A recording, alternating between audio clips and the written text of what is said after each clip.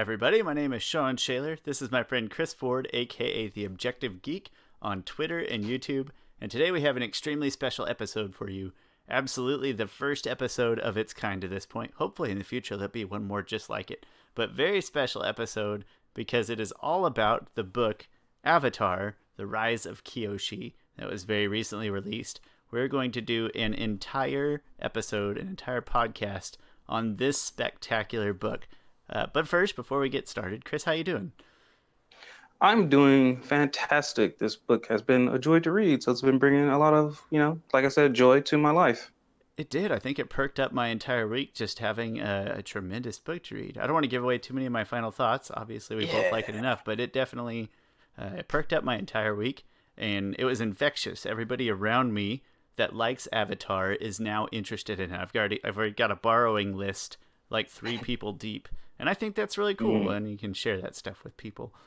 So there is one big catch with this episode, and that's that it's going to be super duper in depth. We're going to talk about anything and everything we feel relating to this book, and that means there's going to be all kinds of spoilers, tons of them.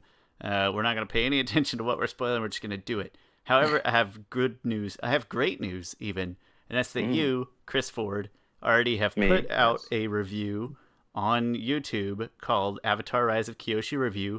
No spoilers. And I have personally watched it and can verify that he did an excellent job both in obviously making the video and not spoiling anything whatsoever. So I will put we'll put a little card, a little link to the video in a card and down in the description. If you want no spoilers, please go watch that. It'll be like 10 minutes of your day, and I don't know how long this is going to go. I know I have a lot to say about this book, but go spend 10 minutes on the no spoiler version if you plan on reading this. And to everybody else that plans on reading this but actually listens to the podcast, all 2 of those people, sorry about this episode. I hope you don't mind spoilers like me.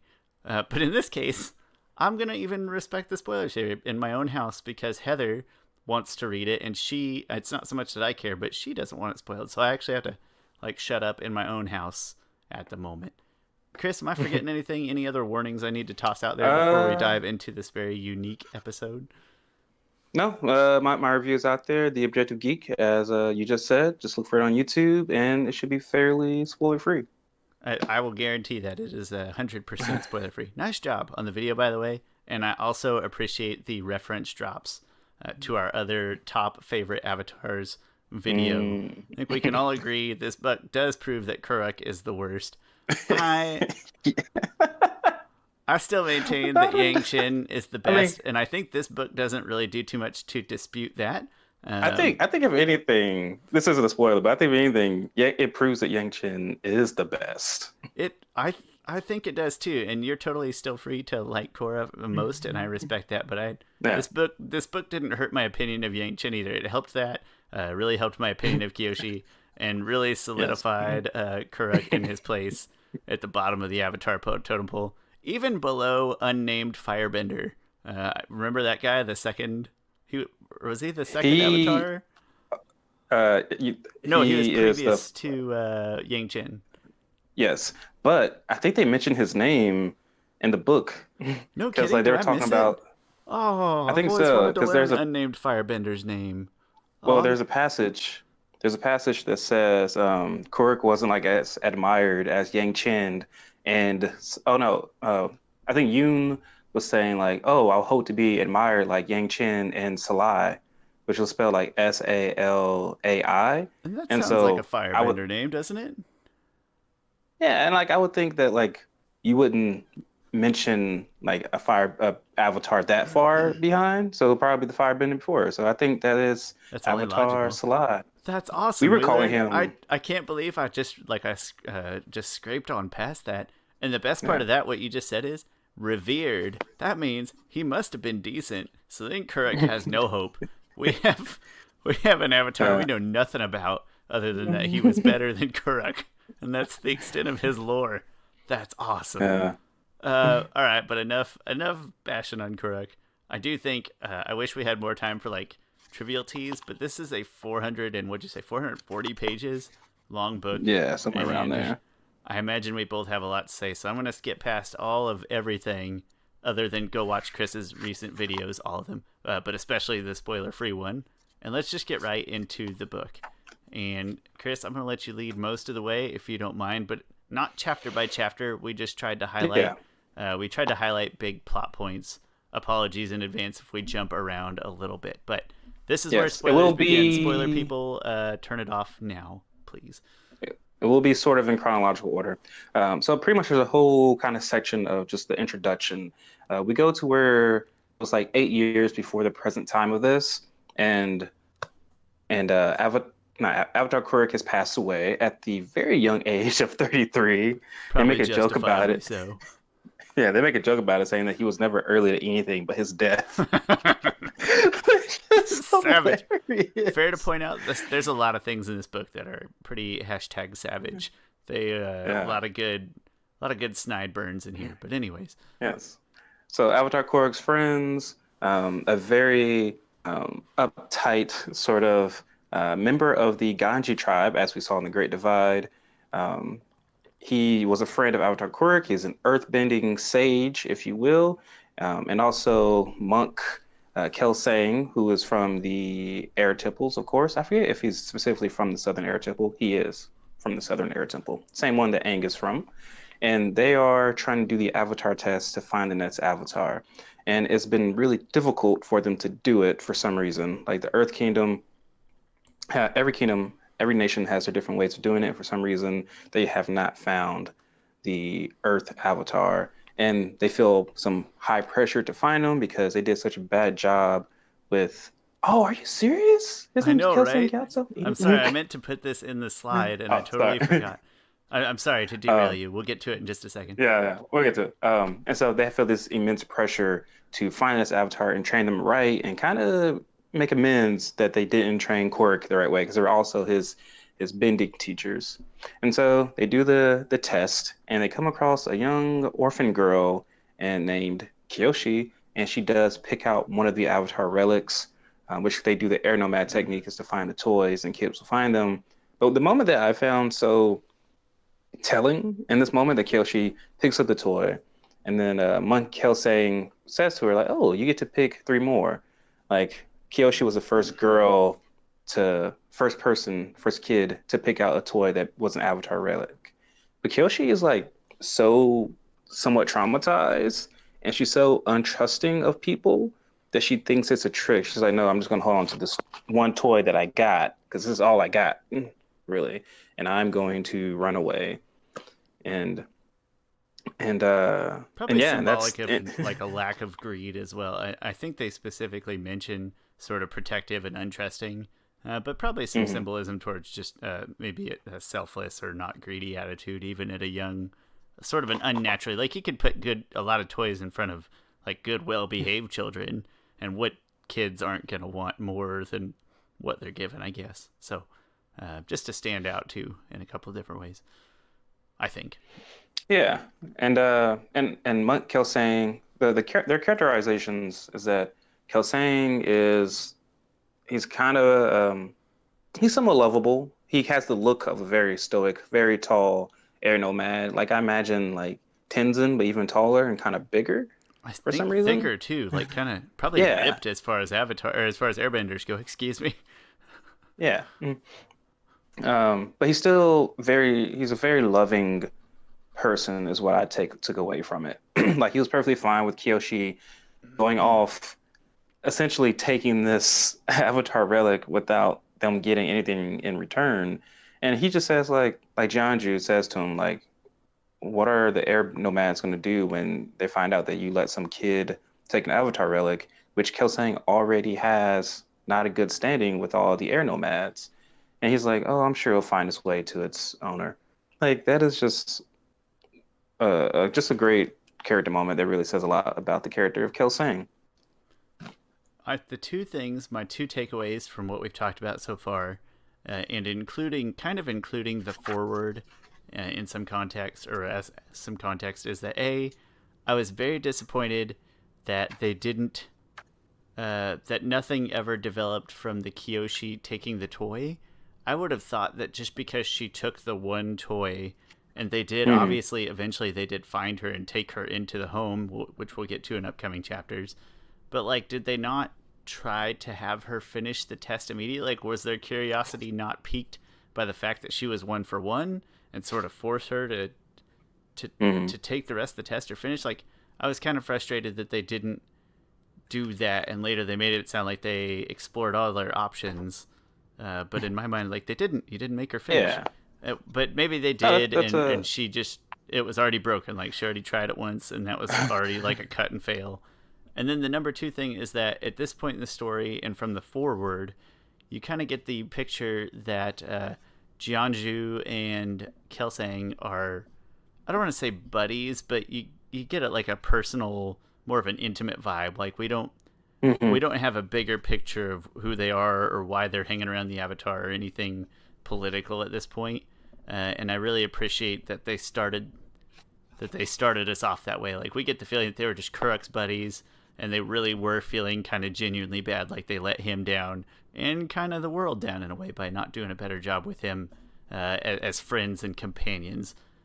Whereas they sort of develop into far different figures as we go farther in the story. But I appreciated where they started. Yes. Yep. Definitely. And then so if anyone's watching, anyone's not watching here, Shawn pulled up a picture of a literal monk named Kelsang Gyatso, which, I oh, he's just a googled Buddhist monk. this. Okay. I You just googled Googled this it? because I Yeah. was trying to figure out how to pronounce Oh, Kelsang's name, and this is uh-huh. the first thing that pops up. And I was like, Gyatso, where's that name familiar Yeah. from? Obviously.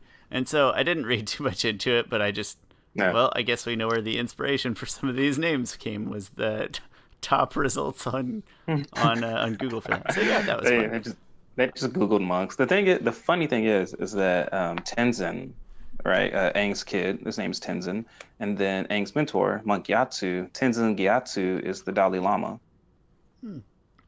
So I wonder if Gyatso is some of Gyatso's. Like, I wonder if surnames work differently. Like, it's not those two people are related, but it's sort of a Yeah. titular surname of some type. I'm curious now. I'd like to learn more at some point. That's interesting. And I'm gonna pull up the next bullet on the slide, but there is a huge jump. Feel free to take your time getting from one step to the next one. But just so we have our own points of reference, I will pull up the next bullet point. Yeah, so it goes a whole 9 years later, and Kyoshi finds herself. She's at a mansion, and it is the Avatar's mansion. And the Avatar's mansion was built and created by Jianju so that he can train the current Avatar, and the Avatar can have everything at their disposal that they need. And they have apparently found the. I'll wait to get to that new Avatar, but Kyoshi is like doing some labor there. She's a worker at the mansion. Don't know exactly how she found. Oh, Kelsang found her and brought her there to work there. And she's really kind of being picked on by girls and stuff. And it just shows that Kyoshi's an outsider, right? Kyoshi is an outsider in so many ways. She is tall, she is huge. Some of them hate her because she lives a relatively lavish life in the mansion. And so she's just kind of picked on and bullied. And also, she is not the strong-willed Kyoshi that we know, right? She can't even bend that well. She can't even bend a pot above her head. At this point, we're not And really then sure if she can bend at all yet. We kind of get a reveal later, but at this point, we're not sure if she is totally incapable or what the extent of her issues is. mhm. And then we get introduced to a new character, her friend. But at this point, I wouldn't call her, she's not portrayed as her friend necessarily in this part of the book. I mean, they are portrayed as like good colleagues at a minimum. Um, but you get the sense that you get introduced to Ranji or Ranji. Ranji, that's what we're calling her. I'm gonna go with Sorry, we Ranji. will You said butcher. it, and that Yeah, rings the best. Yeah. okay. Do you have the points up here? I still see Kelsang, but we Oh, get yeah. introduced My to. bad. Look at his face. Bye, Kelsing. There we go. We get introduced to Ranji, and she is a firebender. She is from the Fire Nation. Like she went to the Royal Academy and everything. Like the way they describe her is like kind of this. just fearsome warrior who can just strike fear into anybody, and she kind of stands up for Kyoshi in a sense, and and so yeah, so that's introduced to her, and then later on we are introduced to Yoon, who is the Avatar quotation marks. If some people can't see me, he's who everyone believes is the Avatar, and he's a very gifted bender. He can bend rocks from like just yards away, very meticulously, very methodically, and he can like form shapes with them and everything in letters and communicate with them. I think he also has a little bit of seismic sense because it seems like he can kind of guess when people are behind him. I would say Because that at that probably same goes time, into the fact, like, I sort of lumped that in with he has such sensitivity that he can communicate through the earth. And in a way, in my head, that's kind of like seismic sense, hmm, or at least a different channel or a related channel, I guess. But yeah, he's got some really cool bending powers. I'd have thought he was the Avatar too. yeah. And he is like the golden child of avatars in a sense because he is really gifted. He's very gifted at earth bending. And he also has like those more admirable qualities of an avatar. He does a lot of great teachings. He's very studious. I wouldn't say he's spiritual, but he's very open to it. Um, he's been groomed from by Jianju to be the best avatar he can be, and Jianju is running it, and oh, random thing that Kyoshi uses Neutrogen, which is a bending sort of a bending technique that Earthbenders use Right, to wait not and the face listen. cream, just a Neutrogen Yeah. bending technique of waiting. Boomy's a big fan. Go watch that episode too. Actually, Yeah. Um, Shuin Ganji. And then we're introduced to Heiran, which is Ranji's mother, and she is a headmistress of the Fire Nation Royal Academy. She is just one of those, greatest firebenders there is. We learn a couple more things about her later as we get to meeting Tagaka, and those I feel like are the main characters of Team Avatar right now. Uh, we have Kyoshi, we have Ranji, we have Avatar Yoon, and Jeonju and Kelsang and Heiran. A little background on Jeonju though is that he has been known to be a very formidable force in the Earth Kingdom. When Avatar Quirk died, he took it upon himself to really bring order to the Earth Kingdom through really a lot of different means. Very a lot of different means. There's some political means and there are just some brute force means. But he's in his background includes that he broke up this tribe called the Yellow Neck Tribe, or not the Yellow Neck Tribe, the Yellow Neck Gang. I think they wore yellow bandanas. I think they literally So just that call them comes the back. Yellownecks, just without the noun at the end, just the Yellownecks. Yeah, yeah, Yellow Necks. So that's their background, and they need to go broker a treaty with a leader of the Fifth Nation, the I forget what they're called exactly. I think it's just called the Fifth Nation, and their leader is Tagaka, a waterbending just genius, really prodigy. And yeah, so they go on a trip to go broker a treaty with her because she's kind of like a pirate, really. And it's interesting because when they released like an excerpt from the book, and it was really about meeting Tagaka, and I thought she was going to be the main They antagonist made it seem like this was of like building up to the climax of the entire book, and this hitting you like chapter, yeah. I don't know, chapter 5 or something. Like I was It's waiting for pretty all this build early. up. So if you don't mind, just before we get to Tagaka, I'd say that a couple things leading up to this. You mentioned Please. that everything leading up to this was all about character development, and I would say the other thing is they also spend a lot of time explaining or developing how Yokoyo, Yokoho, Yokoho, Yokoho, I think. that village of sort of explaining how it's sort of isolated and why it's sort of strategically placed within the within the Earth Kingdom for Jianju to raise and train an avatar. And I think it's going to have, as you mentioned, it's probably got some significance for Kyoshi farther down the line. And I thought that was very interesting. Can you remind me, do they talk about Yoon's origin story before we meet Tagaka, or is it after we meet Tagaka when Kyoshi is talking to No, Kelsang? it's way after when she's talking to Way Kelsang. after. It's yeah, Okay. well, it's not way after, but it's shortly after the whole incident on the iceberg Okay. that we're gonna Gotcha. talk Well, then about. I'll hold my next point for that time. Well, all right then.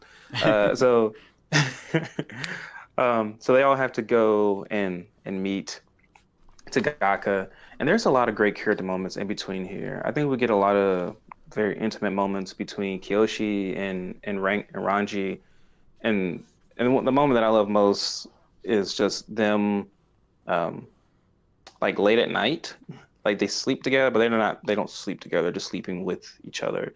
But it's one of those moments that kind of introduces this intimacy that they may have with each other.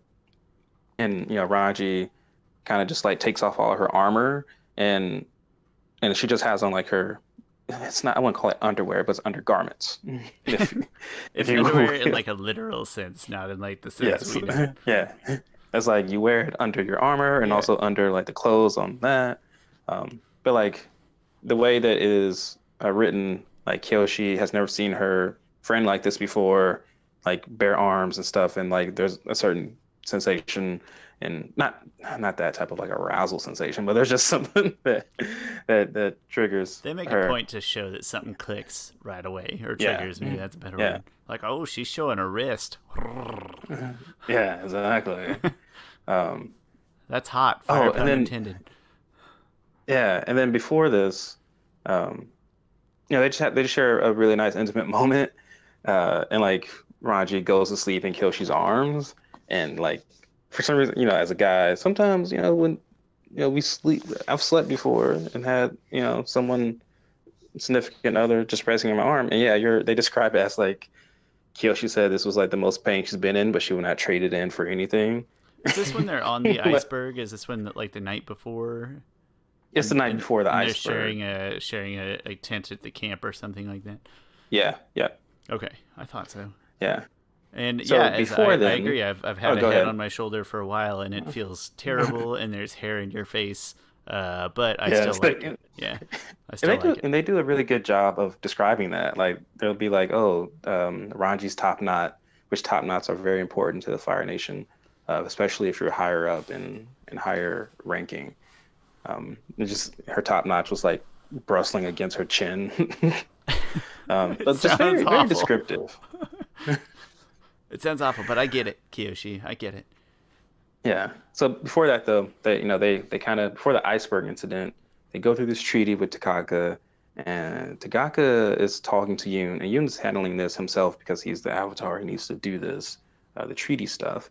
And Takaka talks about how she feels like disrespected. She's like, I invite you here, and you bring war to to me. And he's like, well, what are you talking about?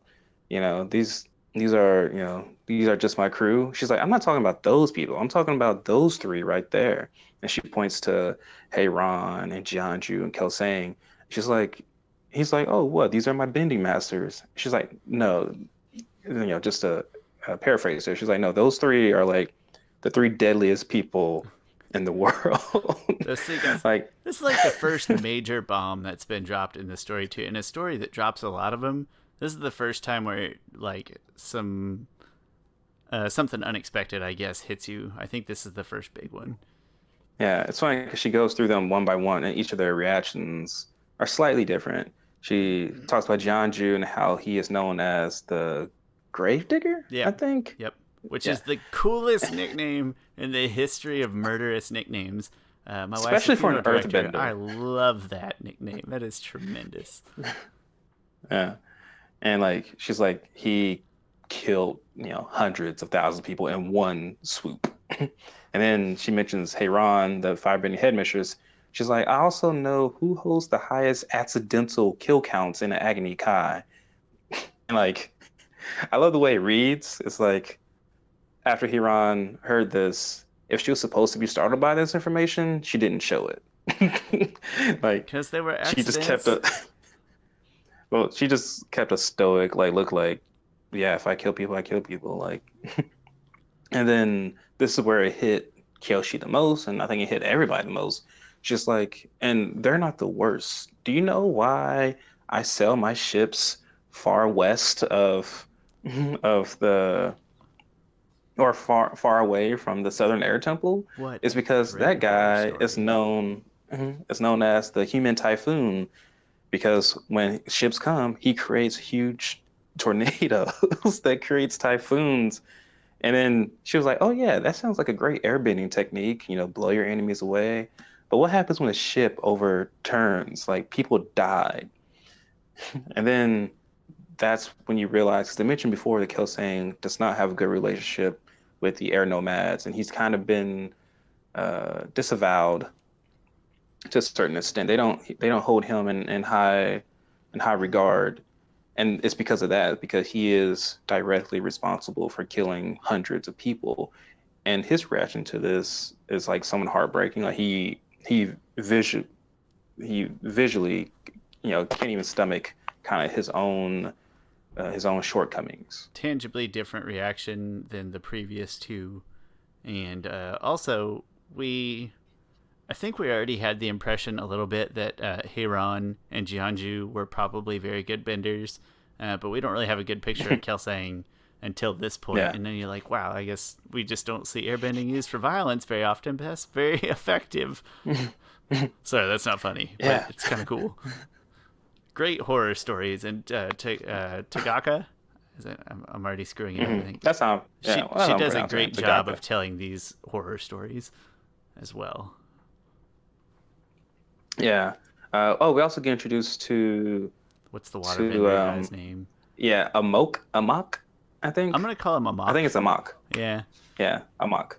And he is like disguising himself not as a a waterbender, because in these treaties they, one of their discussion points is like it's going to be on an iceberg, and the only waterbender that could be there would be Takaka and her people. They all agree to it, so he has to disguise himself. He like cuts his warrior's wolf tail. He puts in like weird contacts things. He takes out his piercings, which apparently piercings is a thing that waterbenders do, like bone piercings. That makes sense.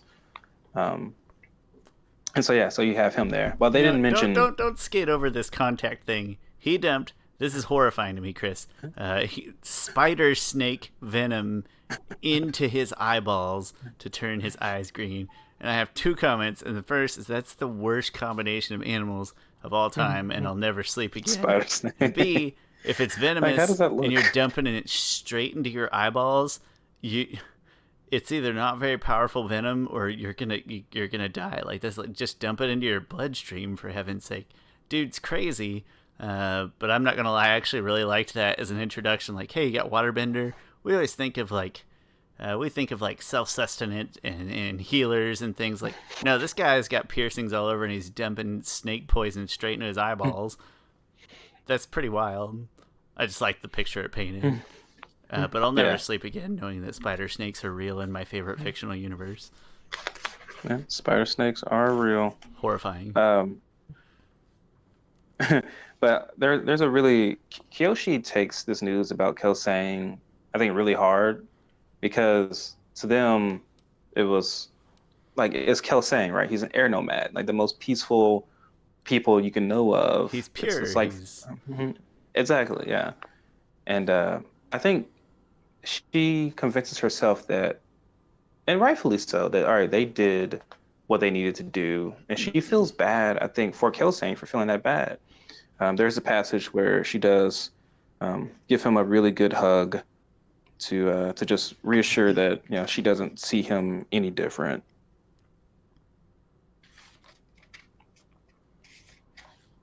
But yeah, you never let me down, she said. Yeah, she says to him. So the passage says, Kyoshi was suddenly furious on his behalf, though she didn't know at whom, at the world, perhaps, for allowing its darkness to infect such a good man and make him hate himself. She threw her arms around Kelsang and hugged him as tightly as she could. And she said, "You've never let me down. Do you hear me? Never." So just some great moments that I think really inform both those characters. And that's page 82 if you're trying to read it way through. Um, thank you. And I think it really lays some foundation that later on, when something happens to Kelsang, just makes it even harder and rougher. It's hitting my feels all over again. I mean, Yeah, they do a really yeah, nice just job too of just nothing against Heiron, but they do a really nice job of making Kelsang stand out from the other, I guess, trainers or masters. There's, I hmm suppose, one master of each bending style present, but they do a nice job of making him stand out as being sort of relationship centric and to up to the point of all the horrible murders, like what you would expect out of an airbender. yeah. So I just think the writing as a whole, especially early on, of just building these relationships and building the dynamics between them was a really good job. Because I mean, we're only 80 pages in, right? And we already feel a really huge connection between Kelsang and Kyoshi. Like one that feels very genuine and real, and Kelsang feels like a real character. All these characters I feel like they all have like, it's weird to say that they have more weight than the characters in the shows do. And also that might be like one of those things of just like, oh, well, reading books gets you more into the head Sort of the of the character than pacing just, is different of books too. Sure, I get it, but I also agree yeah. completely with what you're saying of that we're less than 20% in, and we already have this.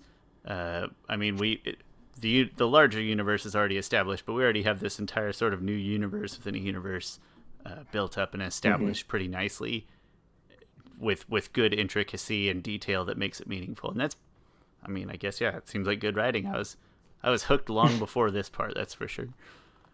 Yeah, yeah. And the thing is, the book hasn't even gotten like amazing yet to me. Yeah, not at Like, all. I like will it's say really it's interesting. probably the wrong time to say it. I think the writing and development, and maybe it's just this way with all books, and you can probably tell that I don't read a lot of them, but the Mhm. writing and development is probably better and more thorough early on. But then later on, what it maybe lacks with some of the detail, it makes up for with just major awesome plot point after major awesome plot point. Yeah, So that yeah, being like said, when character I moments.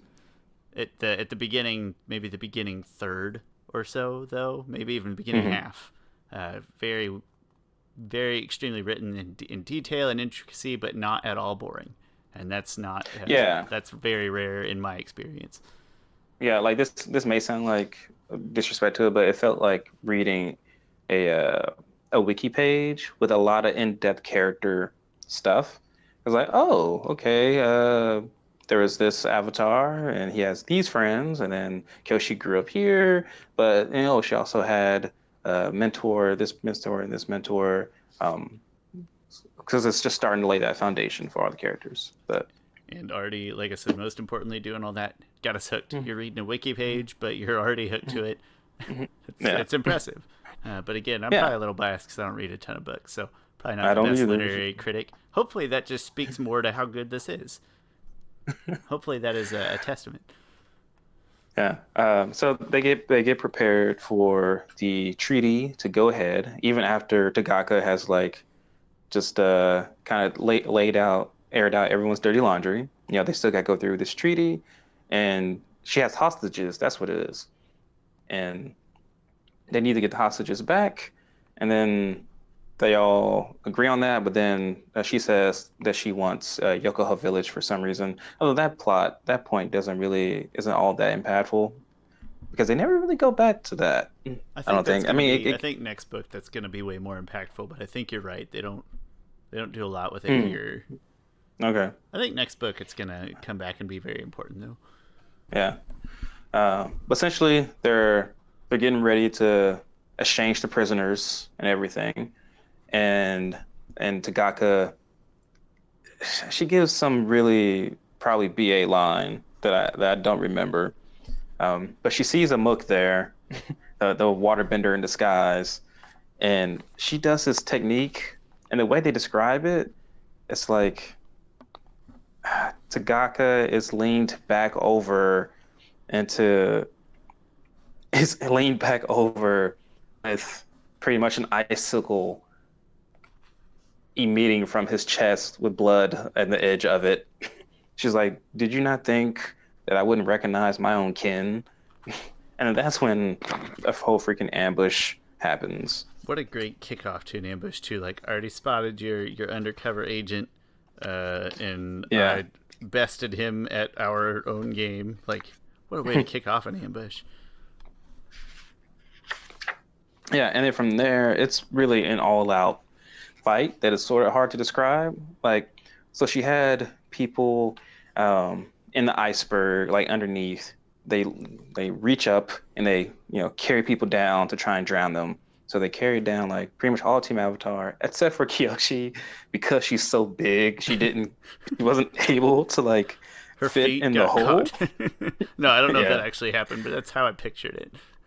I think she was like up to her torso, like her arms were still, at ground level, and she found her way out. So then they try and kidnap Jianju, who is still the known as the Avatar, and Yoon. and they all Yoon. I'm sorry, Yoon. Yoon. Gosh, big mistake. And Kyoshi tries to fight her off, and it describes just a lot of fighting going on. But at this point, they've all been kind of separated. Like Heiran and Ranji has been separated, kind of went underneath water, and Kelsang also went underneath the water, and pretty much just Kyoshi left with fighting Tagaka. And Tagaka's like, "You have no Earth here. Like, what are you gonna do?" And the way they describe this moment felt like the Avatar state, but it wasn't the Avatar state, right? Because they say like she felt the power of several folds of people helping her, and and she lifted just huge rocks from the depth of the ocean floor essentially onto the iceberg, What and now she turned had it? some bending to do. What turned it was kind of like, I don't know if she like sort of Tagaka like disposed of Yoon trapped in ice or something like that. Something happened that Mhm. like made her sick, like, and kind of triggered.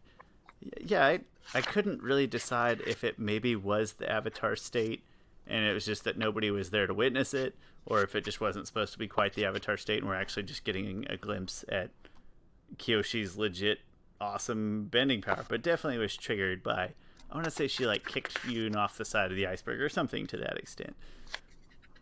I'm kind of forgetting the exact details, but it just had everything about the Avatar state other than saying that it was the Avatar state.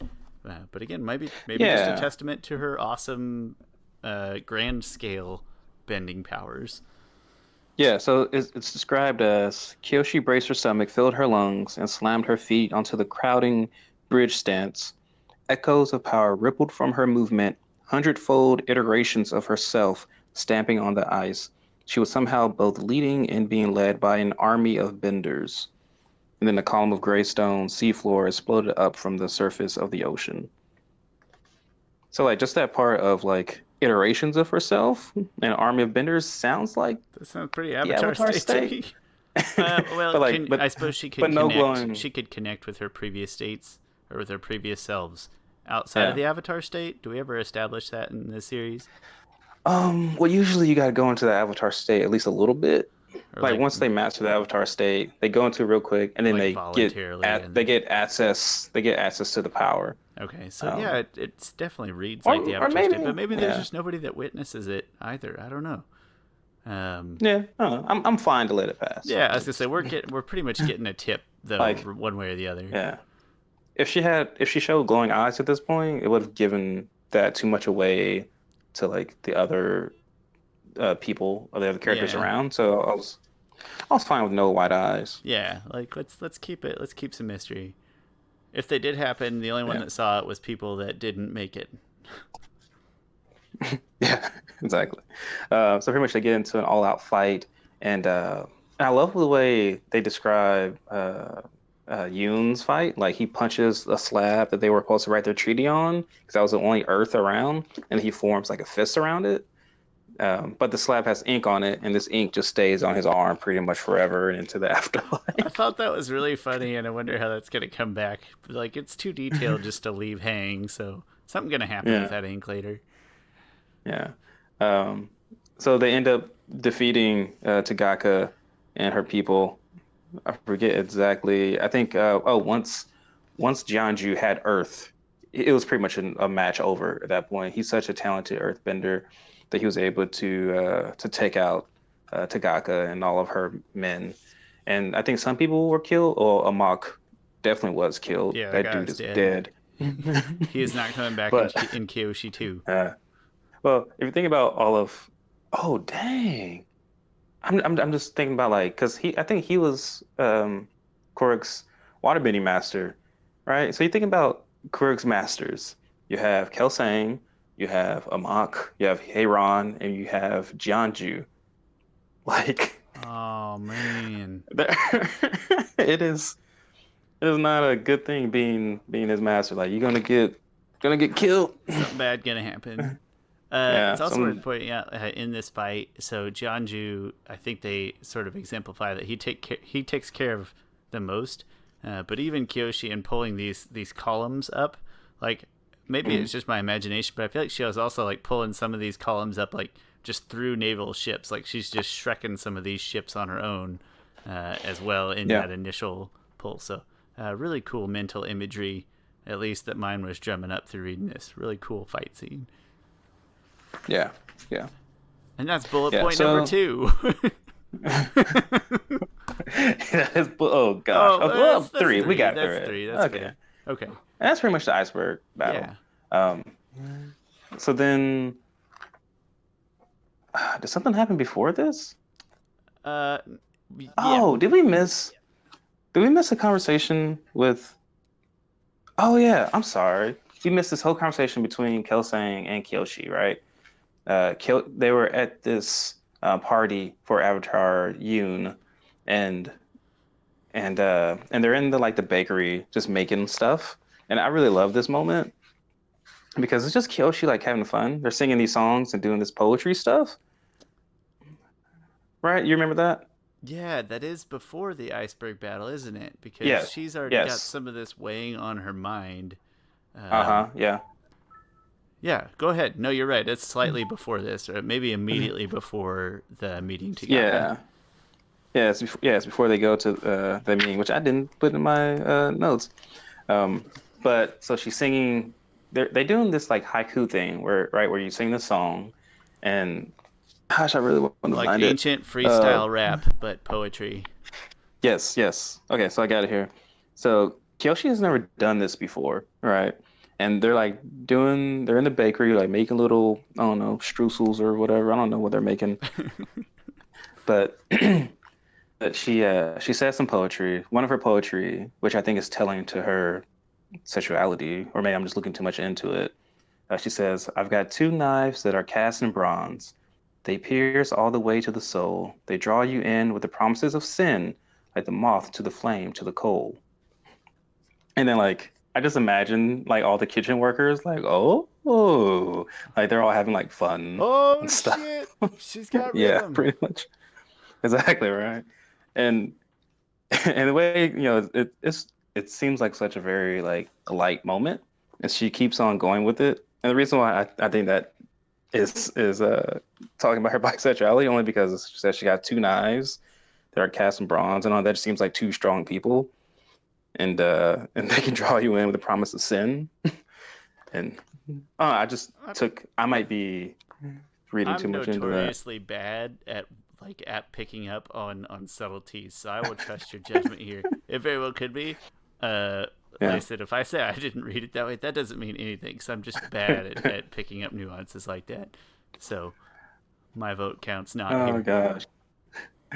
Man, we really gotta get through some more of this, but it's so detailed. I It's don't want to miss a lot of great stuff. Anyway, the last one is that she says is, "For the way I walk is a lantern lit that leads you into the night. I'll hold you close and love you the most until our end is in sight."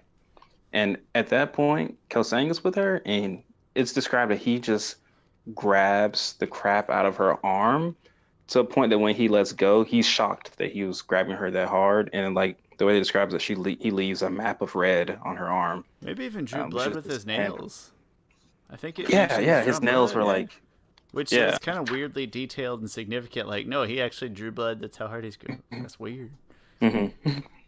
So Uh, afterwards, he apologized. I'll keep going. well, I was gonna say, and this is the first time where we see anyone else get a glimpse of that maybe Kyoshi is the Avatar. And in my Hmm. mind, the first time where we start to understand some of the when you watch Avatar: The Last Airbender, you just hey, there's an Avatar, and there's always been an Avatar, and there always is an Avatar. They don't introduce us to the process very much. But what's significant about this is we are finally sort of introduced to like a search, an element of doubt. Like, no, we still have to go find this person. It's not like there's a golden arrow in the sky pointing down to a kid. Like, hey, here's the next one. Like, you have to find this human, and I think this is the first I love. revelation in the greater Avatar universe of that there's a search involved. I guess, and I thought that was pretty significant. Yeah. Also, I think it goes into just how desperate they were. Because so Kelsang brings her to the side. He's like, because this poetry is things that you just come up off the top of your head, and he says like that cadence, all those words was an exact word for word thing that Avatar Quirk told me. It was about Heiran, and he's never told anybody else that. And you would only know that if you were his past life, or he was your past life. And he's still not like 100% confirmed here, but he's like, it's now 50-50 that either Yoon is the Avatar or you're the Avatar, and I can't say which one exactly. And this, instead of being all excited, right, for Kyoshi, this thought traumatizes her. She's like, no, I know my life. Like I had a very crappy life before, right? And now I got And a now I good have life. yeah, I have a pretty good life. I have friends, I have a process, I have a job, like, but and Yoon is great. Yoon is Don't going to be make a me great really avatar. hurt one Yeah. of my, like don't make me overthrow one of my best friend's entire being, Yes, yes. please. Yeah. She feels for him like she doesn't want this to happen at all. And he's like, well, all right, we'll keep it to ourselves for now. So then after that whole incident on the iceberg, it was like, all right, this he has to tell people. He has to get over it. He has to tell people that Kyoshi is possibly the Avatar along with Yoon. Oh, and the way they found that Yoon could be the Avatar is that the way he plays Pai Sho, it was the moves and the sets and everything was very similar to how Avatar Quirk played Pai Sho, which sounds and sounds like less impressive than what Kyoshi did, or maybe just as impressive. But also Kyoshi lifted a whole freaking iceberg, a whole freaking rock. This was Like, this is the part I was getting excited about earlier because it stresses the importance of throughout this entire series playing Pai Sho or being good at Pai Sho is sort of directly yes, parallel to sort of strategic mastery of greater things like we yeah. just you look at Iroh or even Kuruk, who terrible avatar, yes, but like strategically Apparently, masterful, also yes. yeah, And so there's direct, so it seems less impressive, but maybe in their eyes, like this kid playing blindly out of a bag of Pai Sho tiles and happening to like fall out strategically similar to Kuruk. In their heads, maybe that's way more impressive, almost because it's like he's blind bagging it. But then in my uh, head, it sort of separated immediately the fact that he wasn't. I don't want to say that he wasn't doing it on purpose, but the fact that he was doing it sort of at random, like that's not an avatar thing. That's more of I don't want to say trickery. That's not the right word. But like if he was really channeling his past lives, he'd be playing things or be drawn to play things, maybe not necessarily knowing why. I guess. So the fact that he's drawing them out of a bag, I'm I like, got that's you. not Yeah, very Avatar yeah, transitiony. But yeah. It in wasn't their like by heads, that's probably chance, more important or yeah, or seemed cooler at least, because Pai Sho equals military and political strategy in this entire universe. yes. Which that brings up they introduce a member of the White Lotus later on in the book, which I don't know if you Yeah, noticed that or not. But that was so exciting. yeah, yeah, yeah. I love them. Anyway, we'll get to that moment. They do Um, they do a but lot of that throughout the entire book of where they do introduce things. I hate unnecessary origin stories. Looking at you, X Men, but they do a lot of nice, cute little origin allusions here without beating it into your face, and I really appreciate that through the whole novel. yeah, Sorry, side tangent. no. So it's important to note that Kelsang got really badly injured in the battle on the iceberg, and so when they go back, like everybody knows that Kyoshi might be the Avatar, and they start treating her like a lot different.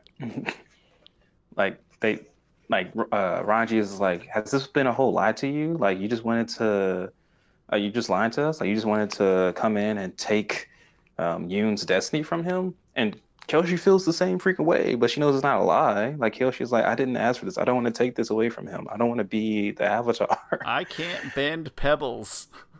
Yeah. I didn't know. Yes. Yeah. Um, Also, they think it could be Kyoshi because Yoon, who has trained in firebending for a really long time, can't firebend. But no one knows that except for Kelsang and Janju and Heiran. And it's important And because I was frustrated at first, but they elaborate later that they're not going to let him, like, he doesn't get to try the other bending until mhm. he gets firebending first, because that's the order that you're supposed to learn bending in. So we don't know that he can't, quote unquote, bend the other ones, but that he is going to be trained in order, and it goes earth, fire. So if he can't get fire, you don't get to try the other two in these cases. And that does become important. At first, that was frustrating to me. I was like, come on, let him try some air or something, you know? But it doesn't work that way. Very traditional Avatar household. Yeah. So Janju is like, all right, I gotta figure out whose Avatar is. There's one way I know. So they go to like some spirit, right? He takes Janju, he takes Yoon and Kyoshi to go see the spirit. Now, I will say there are a lot of great moments between I think Yoon and Kyoshi. There's a moment that they talk about before they go on this trip to end all trips. Trip. They Like are on a trip. Sorry, drug reference. um and Yoon is like still upbeat about it. He's like, "Oh, hey, you know what? Maybe Avatar. We'll be fine, right?" Like He he puts thinks on a he's really trying to good be a face. good friend and let Kyoshi down easy, I think is what they say Yes, later. yeah, he's kind of like, "Oh, I'm the Avatar." I mean, he's been groomed to be the Avatar, but also I think he does. Maybe there's a hint of uncertainty, and maybe he is putting on a nice face and being kind to her. But they also bring up this time that they're like flirting with each other, which is just a beautiful moment. How she was like cutting petals and just throwing them in his face, and they almost kiss, and he almost kissed her, and it was just a beautiful moment I could easily visualize in my head. It was very touching, and just another uh how old are these kids? We're talking 16 and Like 17? 16, Right. 16, And yeah. so important to remember yourself at 16, and like just overwhelming weird kinds of emotions and things that you're feeling at that age. And they do a nice job of giving us some glimpses into some of that in a very cute positive way. I don't know if I'm articulating myself here, but they do a nice job of wrapping that in again without necessarily beating us over the face of, hey, high school is really hard. We don't have to deal with all that, but you still get some emotional turmoil or high turnover, and I thought that was nice. Oh, crap. So yeah, Jianju takes them to the spirit. He pretty much says, "Hey, spirit, tell me which one is which." It's that simple. I don't want to call him a dark spirit, but he's He kind of definitely is not a pretty happy one. dark. Yeah, he's pretty mad too. Yeah. And this is it's on like a distant, remote island. They took Ping Ping, the air bison. He's got all this. Jianju's got all this planned out very meticulously. They are far away from civilization, right? He took Ping Ping, right? The three of them. Yes. Yeah. Yes. Took Pang Pang, which is Monk Monk Helsing's um, bison, and pretty much the spirit just says like, Kyoshi's the avatar. I mean, he could probably sense Rava inside of him, even though they didn't care to explain that. And That seems like a and fair suddenly, statement, though. yeah. And then they mentioned that like Yoon spirit had just broken inside of him. He really didn't think that he wasn't the avatar. And pretty much at this point, the spirit is trying to take Kyoshi, but I think Yoon saves her, and then Jianju just pretty much grabs Kyoshi and takes her off. Does not attempt at all to save Yoon one single bit. I sort of read it too as that when the spirit, and so not just he didn't try to save him, but the spirit grabs Yoon instead of Kyoshi, like a classic, like push Kyoshi out of the way, spirit grabs Yoon, and then Oh yeah. Jianju like closing the entrance to the cave Yes. behind the spirit. Like, I'm not just not gonna save him. I'm gonna be like, all right, he's all yours. Let's get out of here. It's Yeah, a it was pretty much a very sacrifice. Batman Begins. Don't have to save you either. Yeah, yeah, that passage says the spirit pulled um the tendril wrapped around Yoon's. Okay, yeah. So instead of attacking the two of them, the tendril wrapped around Yoon from neck to hip. His face was as pale as clay. He wouldn't move his limbs. Every fear Kyoshi had of taking from him what he treasured most had come to pass in a thundering instant. There's only one more thing left for him to lose. No, Kyoshi sobbed. Please, no. The spirit pulled, and Yoon flew backward into the tunnel, disappearing into the darkness. As Jianju punched his fists upward to seal the passage shut once more with solid mountain, Kyoshi found her voice again. She screamed pure fire, and flames shot out of her mouth like the rage of a dragon. Like Kyoshi is pissed at She's this.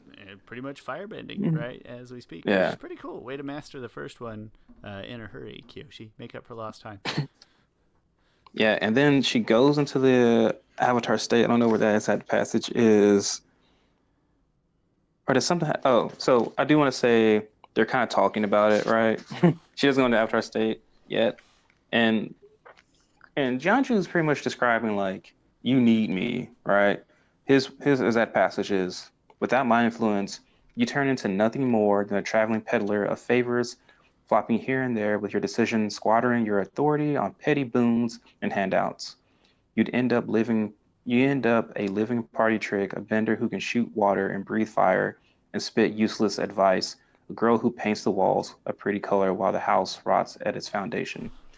The thing about that passage is that I feel like he's just describing Kurik. It's, he's very much reliving his own past. I think it Yeah. is a good passage to make him a I don't know if relatable is the right word, but a very real feeling villain. Because earlier, Hmm. like I said, we get kind of friend and master Jianju, and later he evolves into far much more villainy or whatever. But this passage kind of hits home that like no I that feels real, like that he might have evil intentions or bad intentions and bad means to get there, but I think that passage is very real and very descriptive of actually the real person that he is, and that maybe he's not. I don't want to say he's not the bad guy, but at this point we still don't necessarily know that he's the bad guy. I don't think. I mean, I think we're developing to there, but I Yeah, guess he at this just point, you could seems very still real sort and of, relatable. yeah, you can still validate his actions, right? And Yeah, especially he can validate his actions. You know, he had no choice but to save Kyoshi. Like he wasn't going to risk losing Kyoshi, who is really his chance to redeem not only his honor but Korik's honor, his best friend. And Yoon wasn't anything to him at that point, which is really sad to hear. Like at one point, he calls him a swindler. He's like, if only I hadn't been wasting my time with that swindler, and I've been training you. Like you've gone too long without training and everything. pretty harsh, and yet in a very It was, political way. Like I said, he's still very real at this point. He's not like crazy or anything yet. yeah. And then Kelsang comes around, and Kelsang is still weak, and he had to fly in on his glider. The way they describe him landing, I think, was really good because his glider was badly hurt, and I think it represents him. Like he tries to close it, and it doesn't even close right, and pretty much he sticks up for Kyoshi. At this point, Kyoshi, Jianju had like pretty much just captured her, like put her in a rock that she couldn't break out of, and then when Kelsang got there, he finally let her go. And Kelsang is pretty much like, she's going with me. You will never be around the Avatar again. And this like hits Jianju like horribly bad. Like he needs the Avatar. He needs to be the one to train her. And they kind of have this like talk that's sort of friendly at first. And Kyoshi, I think she just feels like a small, innocent little girl in this moment. And I say girl, not like a, I would have said little boy anyway. A small little defenseless person who wants to run behind her father figure to protect her. And even though she is a mountainous, very tall woman, um, as tall as Kelsang is, she kind of shrinks behind him, and he kind of vows to protect her. And he has a fight with his friend, and he is just trying to push his friend away with airbending, essentially knock him back against the wall so they can escape. And the way they describe it is like, well, no, they were fighting two different battles. Jianju was trying to kill, and Jianju is so freaking talented with his bending, is that it'll be dumb to shoot a huge rock over at him, right? The wind would just take it. But instead, he just had this like chip. Like I just imagine like the size of a toothpick, and that, or a little thicker, much thicker, but like the length of a toothpick, and he can get it to go right in between the wind, that Kelsang shoots at him, and it hits him right where he's most vulnerable. And they would describe this like there's just something sticking out of Kelsing's neck, and blood spits out, and then he falls, and his head bangs against the ground. Our first gory, horrible, violent death of the book. And I really like the description of the fight, and I like that that's description of Jianju's bending style is kind of opposite to what we know of Kyoshi at this point. His is all about very strict, very, very strict accuracy and precision. And so far what we know about Kyoshi is that she can't do that at all. So that's kind of just a nice dichotomy there. Yeah, and then right after that, it says, those were the last things Kyoshi saw before the white glow behind her eyes took over her entire being. And we don't really get a glance into what happened in her avatar state. We know it was very destructive, but Jianju survived, and she gets on to Ping Ping, and she goes back to Yokoho, and she grabs. We are not even halfway through this book, but so much to talk about. To be fair, the action picks up in sort of faster chunks from here on forward. So we may not be halfway through the book, but I feel like we might be about halfway through the conversation. I do think so. Yeah. So her and Ranji gets on. Her and Ranji gets on the Pang Pang, and Kyoshi has like a plan, but Kyoshi knows she can't go really anywhere because Jianju is back at the manor. Yes, back at the manor. Yeah, and she knows that her parents. She has like a journal, and she's read this journal before, and she knows that she can go somewhere. Like she has vengeance on her mind right now. She's like, I'm going to kill Jianju if it's the last thing that I do. Like he killed my father figure, he killed my best friend, and I will not rest until he's dead. Like this whole book is really a mission of revenge for Kyoshi, which is so Kyoshi. But she's not capable of anything right now. She's far more satisfying in a way. Yeah, she's still weak. So Ranji believes her, and they go off, and Kyoshi grabs all her belongings, all her very important belongings. There's a chest with some things that she inherited from her mother, and they go off to Chameleon Bay. Correct? Mm-hmm. Yeah, and I'll kind of move a little quickly through this part. They meet I would say a ragtag group of Dao Fei, which is translated to criminal, I believe. Sort of a general term for it's used for various groups of criminals in the book. Like outlaws. Yeah. I feel like it's more of like maybe more so outlaws than criminals. I was thinking like organized crime is Dao Fei, right? Like it seems to apply to organizations as a whole, kind of, but I might have been reading that differently. Like a petty thief, that guy's not a Dao Fei, but if you're one of these gangs or this underworld, that's Dao Fei. In my head, probably not important at all. Yeah. So Kyoshi and Ranji get on Pang Pang, and they travel to Chameleon Bay, and they go to this bar, and like all these instructions are written in Kyoshi's book. Yeah, it's very organized, and she knows exactly what like code words to say to get her, because she knows she can't trust anyone that's lawful, because Jianju has connections absolutely everywhere, and so she reluctantly, in a sense, goes to them, and she meets this group that will be called the Flying Opera Company, which I absolutely love that name. It's pretty It adorable. is made up of this guy named Lauji, Laugi, I went with Lao G. That's what I said. Lauji. Okay, Lauji, who's like this really old guy, and turns out he's like 200 years old, and he's like a 200-year-old assassin. Awesome, by And the way. yeah, and Kyoshi's mom in her journal wrote about him. And then there's a woman named Karama or Karima. I was pronouncing it Karima? Karama for It's some got reason. another I in there, so I'm gonna say Karima. Okay, Karima.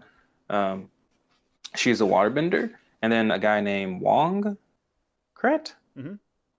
Wong, yes, and he is an earthbender. And like a really little kid named Leek. He's probably like 14, maybe 12? Yeah, 12 to 14? I think that's He was definitely much, that they don't say it specifically, but it's implied that yeah, he's notably younger even than Kyoshi and yes. Ranji.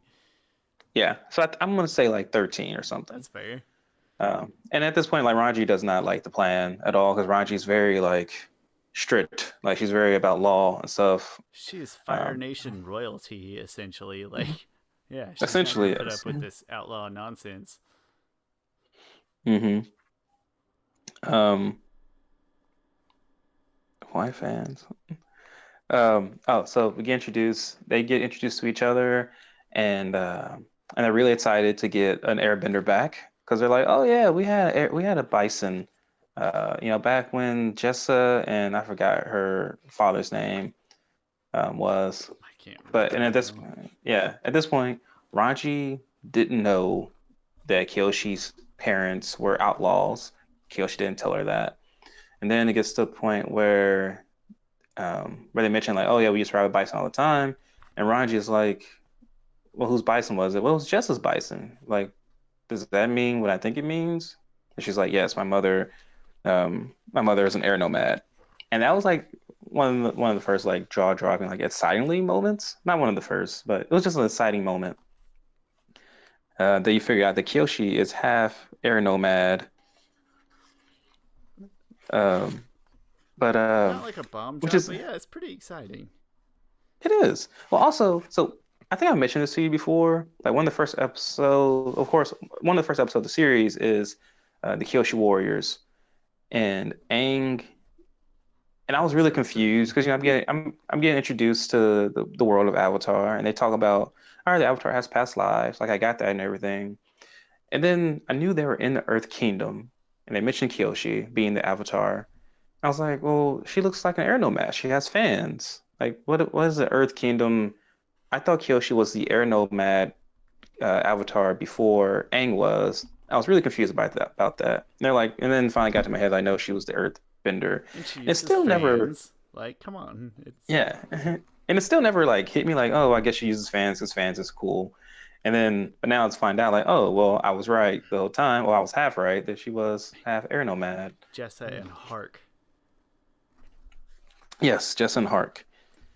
And then there's an action sequence here that they kind of run from the cops because Kyoshi kind They of fight off made the too much. fuzz, yeah. Yeah, that's not all that interesting, honestly. It wins I them mean, over it's when they see that she's a bad earthbender, but she is an earthbender and not an airbender. yeah, Wins them over is not the right term. It reveals her to them as a bad earthbender. yeah. Um, and then at this point, after all that, you know, after all that, um, Kiyoshi is like, all right, listen, are you guys gonna finally do agree to our deal, which is pretty much Kiyoshi wants to be trained in all these different arts of bending, so then she can be tough enough to go beat Jianju. And one of the passages is Kiyoshi says, "We need to talk. Last night we were interrupted before I agreed to anything." And then Kirima says, "Oh, come on, really? After what we've been through, you wanted to take your bison and ditch us in the middle of nowhere?" And then Wong says, "We shared a meal." Wong said, looking genuinely hurt. "We beat up lawmen together." Like, Listen, you fight off the fuzz like that, you're bonded. yeah, you know how like sometimes you just project certain characters in any media onto characters you read. Well, I was projecting that big guy from Mulan onto Wong. The heavy fella, yeah. What is his name? Yeah, I can't think of him. That sounds like a I real don't fair remember. comparison. Like, come on, we ate food Yeah, together. yeah, we ate food together. We shared a meal. We beat up lawmen. Sacred.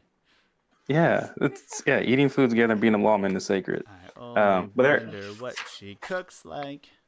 Sorry, I'm a terrible exactly. singer. Yeah, Great song though. beef, pork, chicken. Yum. Oh, great Bet the movie. local girl saw you were quite the charmer. Anyway, I know that whole song by heart. The only I girl gosh, left of him is his mother. my favorite part of that song is when Mulan is like, um, a girl with brains who always speaks her mind. And they're like, Yeah. nah. As a kid, to me, that was hilarious. As an adult, to me, it's like, oh, that's kind of Yeah. too much on the Um, nose. yeah. But so before they agree to everything, they're like, well, listen, you got to become one of us, which means you got to take your oaths to be a real Dao Fei. And because they got to do this on the fly, there's really like, I don't know, 50 oaths or something to take. They're like, all right, we'll just give you three. The big three right here. And yeah, and the three oaths were, I shall swear these oaths. I swear to defend my brothers and sisters and obey the commands of my elders. Their kin will be my kin, their blood my blood. Should I fail to uphold this vow, may I be hacked to death by many knives. And the next one is, I swear to follow no ruler and be beholden to no law. Should I become the lackey of any crown or country, may I be ripped apart by thunderbolts. And so, like, I think it's interesting that Kyoshi, oh, and the third one, last I swear never to make an honest living from those who abide by the law. I will take no legitimate wage, work for no legitimate man. Should I ever accept coin for my labors, may I be sliced to bits by various knives. So, like, all these oaths don't necessarily contradict her being the Avatar. If anything, some of it, like, enforce her being the Avatar because the Avatar doesn't answer to anyone, right? That's the point of it. It's like laws can be corrupt, politicians can be corrupt, countries can be corrupt, but the Avatar always remains pure and doesn't answer to anybody. So I think it was really great that she held some of these really true. Like she honestly like getting money from people. That's not an Avatar thing, but she can still get That Avatars was can the still only get one I paid to do kind of had a qualm jobs. with. Was like, okay, I can see how she's gonna like not skirt around, but actually embrace these other two as the Avatar. But it's like, where's she? How's she gonna pay the bills? No legitimate wage. Like Yeah. maybe people are just gonna bring her food and stuff. Like, hey, you're the Avatar. You don't have to pay bills. You live in this shanty over here that you earthbent up, and we'll bring you some food. Yeah. Something like that. Pretty much. That was the hardest one for me to wrap my brain around. But I completely agree. It's sort of a nice precursor to you are not really within the realms of ordinary men. You have to be Yeah, something, and men in a general sense. You have to be something greater. yeah, you can tell that the way, it's interesting in this book 'cause I've never read a book before where it wasn't in the first person to where it's a very high up narrator just narrating kind of the thoughts of the characters. But I found it to be really good though. It wasn't expecting me to like it because you can get in the head of several different characters at the same time, in the same chapter. And here, like Kyoshi is thinking to herself, like, "Oh, well, I can do this. Okay, well, this will be the hardest one." But she's taking it seriously. She's not like, oh, "I'm gonna take these oaths and then just disregard them." No, oaths mean something to her. She is loyal, man. Earthbenders, they're the Hufflepuff of the Hmm. Avatar world. They're loyal. Gosh, I wonder Hmm. if every house correlates to a bit. Let me think about that. We'll come back to that in another episode.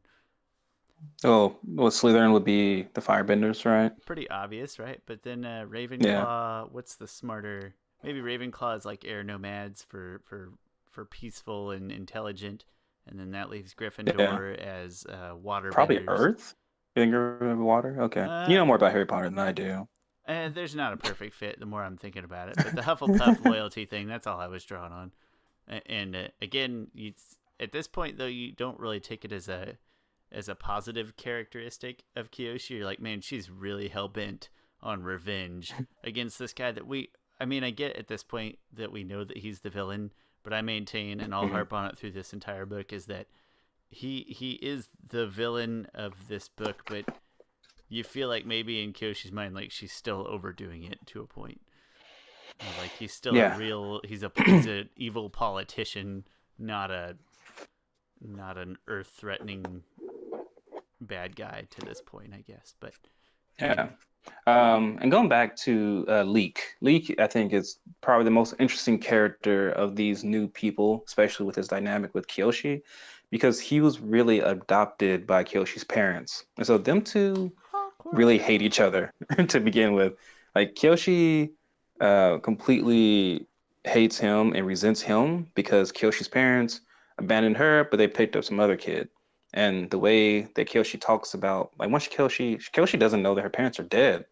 Like, like when she finds out they're dead, she's like, "Oh, I guess things catch up." Like she says some snarky remark about it, and Leek is like offended by this, like greatly. He's like, "Your parents were honorable people, and they, pretty much took me in and everything." So those two completely resent and hate each other. So it's just a really interesting character dynamic that evolves and grows throughout time, and I think their relationship is probably the second most um, just dynamic and beautiful one that does not end in a great way. But um, yeah, so we're introduced to them. Then we are introduced to kind of the leader of the Tao phase, and that is Moke. Moke, right? I've been saying mock. I'll follow your lead though. I Mock. think you probably have a better Okay. grasp on this stuff. Yeah, I don't know why I said Moke, but Moke sounds fine. Moke sounds fine. Let's go Um, with Moke. So this is where stuff is going to pick up. I think as you and I are talking, I think this is where we're going to be able to pick up the pace because there is a lot of political and planning and stuff that we probably won't have to touch on. So much as it doesn't feel like we're halfway through, I think technically we're yeah, I about think we are halfway kind through. of we're about halfway Yeah, through. I think so. So they go to this big city with a bunch of Dalfei there, like all the Dalfei is there, and then Moke is there, and he's with this guy named Wei. And I just want to mention real quick that Wei, like Leek says something. One thing they call Moke Uncle Moke, and Leek says something like pretty fine. He just talks like out of hand, and then this guy named Wei like completely like cuts his palm real quick, and like Leek is like hurting, and it pisses off like everybody in Kyoshi. And but Moku's like the big head guy. And they also have these things that are kind of like to settle grievances with people. You fight them on this like pillar of earth, something like that. And you pretty much can fight them to the death if you want. It's kind of like a Agni Kai, but for anybody, for anything. It could be non-bending, bending, different bending, weapons, whatever. And there's an important moment here because we have to realize that Ranji and Kyoshi, their relationship is being kind of tested right now. Like Ranji, I think, is doing everything in her power to hold back from just being furious at Kyoshi. Like Kyoshi is sort of just abandoning being the Avatar, and now she's living this life of a criminal. And the thing about Ranji is that she's all about honor, and she gratefully respects the title of the Avatar and how everything needs to be handled. And in this moment, in order to get Kyoshi's attention, Ranji goes into this fight, and this fight is essentially to the death. She does handle herself Picks the really well. biggest, There's baddest dude in the place that's fresh off of stomping some other guy's face into the ground. yes, yeah, and they mentioned that it's a pretty good detailed fight that I'm not Yeah, gonna it's go pretty too cool. much into. But she does kind of get knocked a little bit unconscious a little bit there, and Kyoshi thinks she's like just playing possum, but no, she was really knocked out. And eventually she gets up and she beats the guy, and she even like she beats the crap out of him so Shatters bad his that he had to leg and stay. like just the whole Yeah, way up the. I don't know if they said the whole way up his ankle or something. yeah, she did get like a really big. Her face was bruised and everything. And afterwards, like Moke was like, "Oh, look at this girl! Like she's gonna be a leader one day." And like they all have like dinner and stuff because they celebrate and everything. And and then afterwards, um, Kyoshi and Kyoshi and Ranji are kind of arguing about like Kyoshi's mad at her. She's like, "You took that risk for no reason. Like you didn't have to be up there. You just drew attention to yourself." And Ranji's like, "This was the only thing I could do to get your attention." Um, so and they're having a very heated kind of conversation. Ranji says to her, "It wasn't supposed to be like this. It shouldn't have gone this way." Um, it says Kyoshi understood her friend's disappointment. The shiny new era the world was supposed to get after so many years of strife, the champion whom Ranji had trained to protect had been stolen from them and replaced with Kyoshi.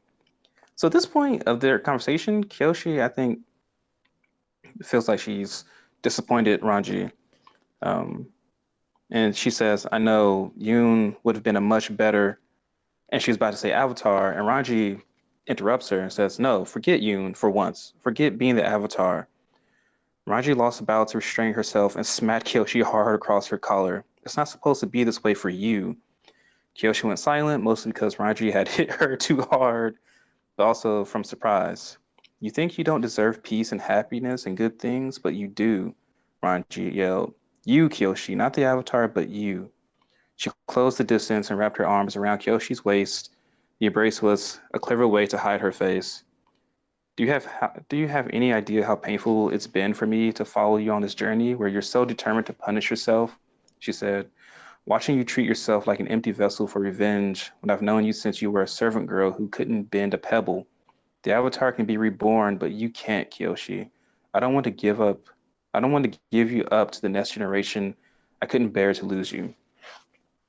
So these are just some very greatly written moments of just such great character detail. Like you get way more inside of Ranji's psyche and how she feels about Kyoshi. Um, and she continues to say, I wish I could give you your due, Ranji muttered. Some time had passed. The wisest teachers, armies to defend you, a palace to live in. Kyoshi raised an eyebrow. The Avatar gets a palace? No, but you deserve one. And Kyoshi says, I don't need it. I don't need an army. I have you. Raji scoffed. A lot of good I've been so far. If I were better at my job, you would never feel scared, only loved, adored by all. Then Kyoshi says, I do feel loved. And the way they write this is that, Kyoshi gently nudged Raji's chin upward. She can no prevent herself from doing this than when she could keep from breathing, living, fearing. And Kyoshi kisses Ranji on the lip, which which this moment sounds it's honestly it's an incredible moment. I think it's the best moment for any couple in an Avatar, which sounds like hyperbole, but I think it It is. sounds like a big statement, but it's probably the best developed at least. Like it's very gratifying. It's I don't know, it just feels like feels like the perfect timing in every respect, and it's been very well developed leading up to this point in the book. It just feels right. This coming from a guy who, by the way, pretty not anti-relationship in this stuff, but like I don't deal in a lot of serious materials very often. I don't need True. like romance when I'm watching cartoons and things like that. And so again, sort of like my feeling toward the book overall, like hopefully my general lack of taste for that stuff, not opposition. I just usually doesn't impact me or mean that much to me. But in this case, hopefully it's a testament to how well developed and how cool a moment this was. That it was very exciting for me and very gratifying moment. Yeah, it's then quickly it's quickly followed up by like awkward moment because right when Kyoshi kisses her, she like repulses back as if and you as a reader is supposed to think like, oh crap, Kyoshi misread this She moment and she struck and out and real bad. yeah.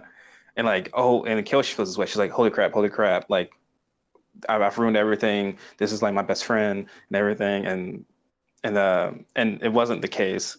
Like Raji had just been punched in the lip, so she just was hurting from getting kissed. And they share a very nice moment, and they do spend the night together.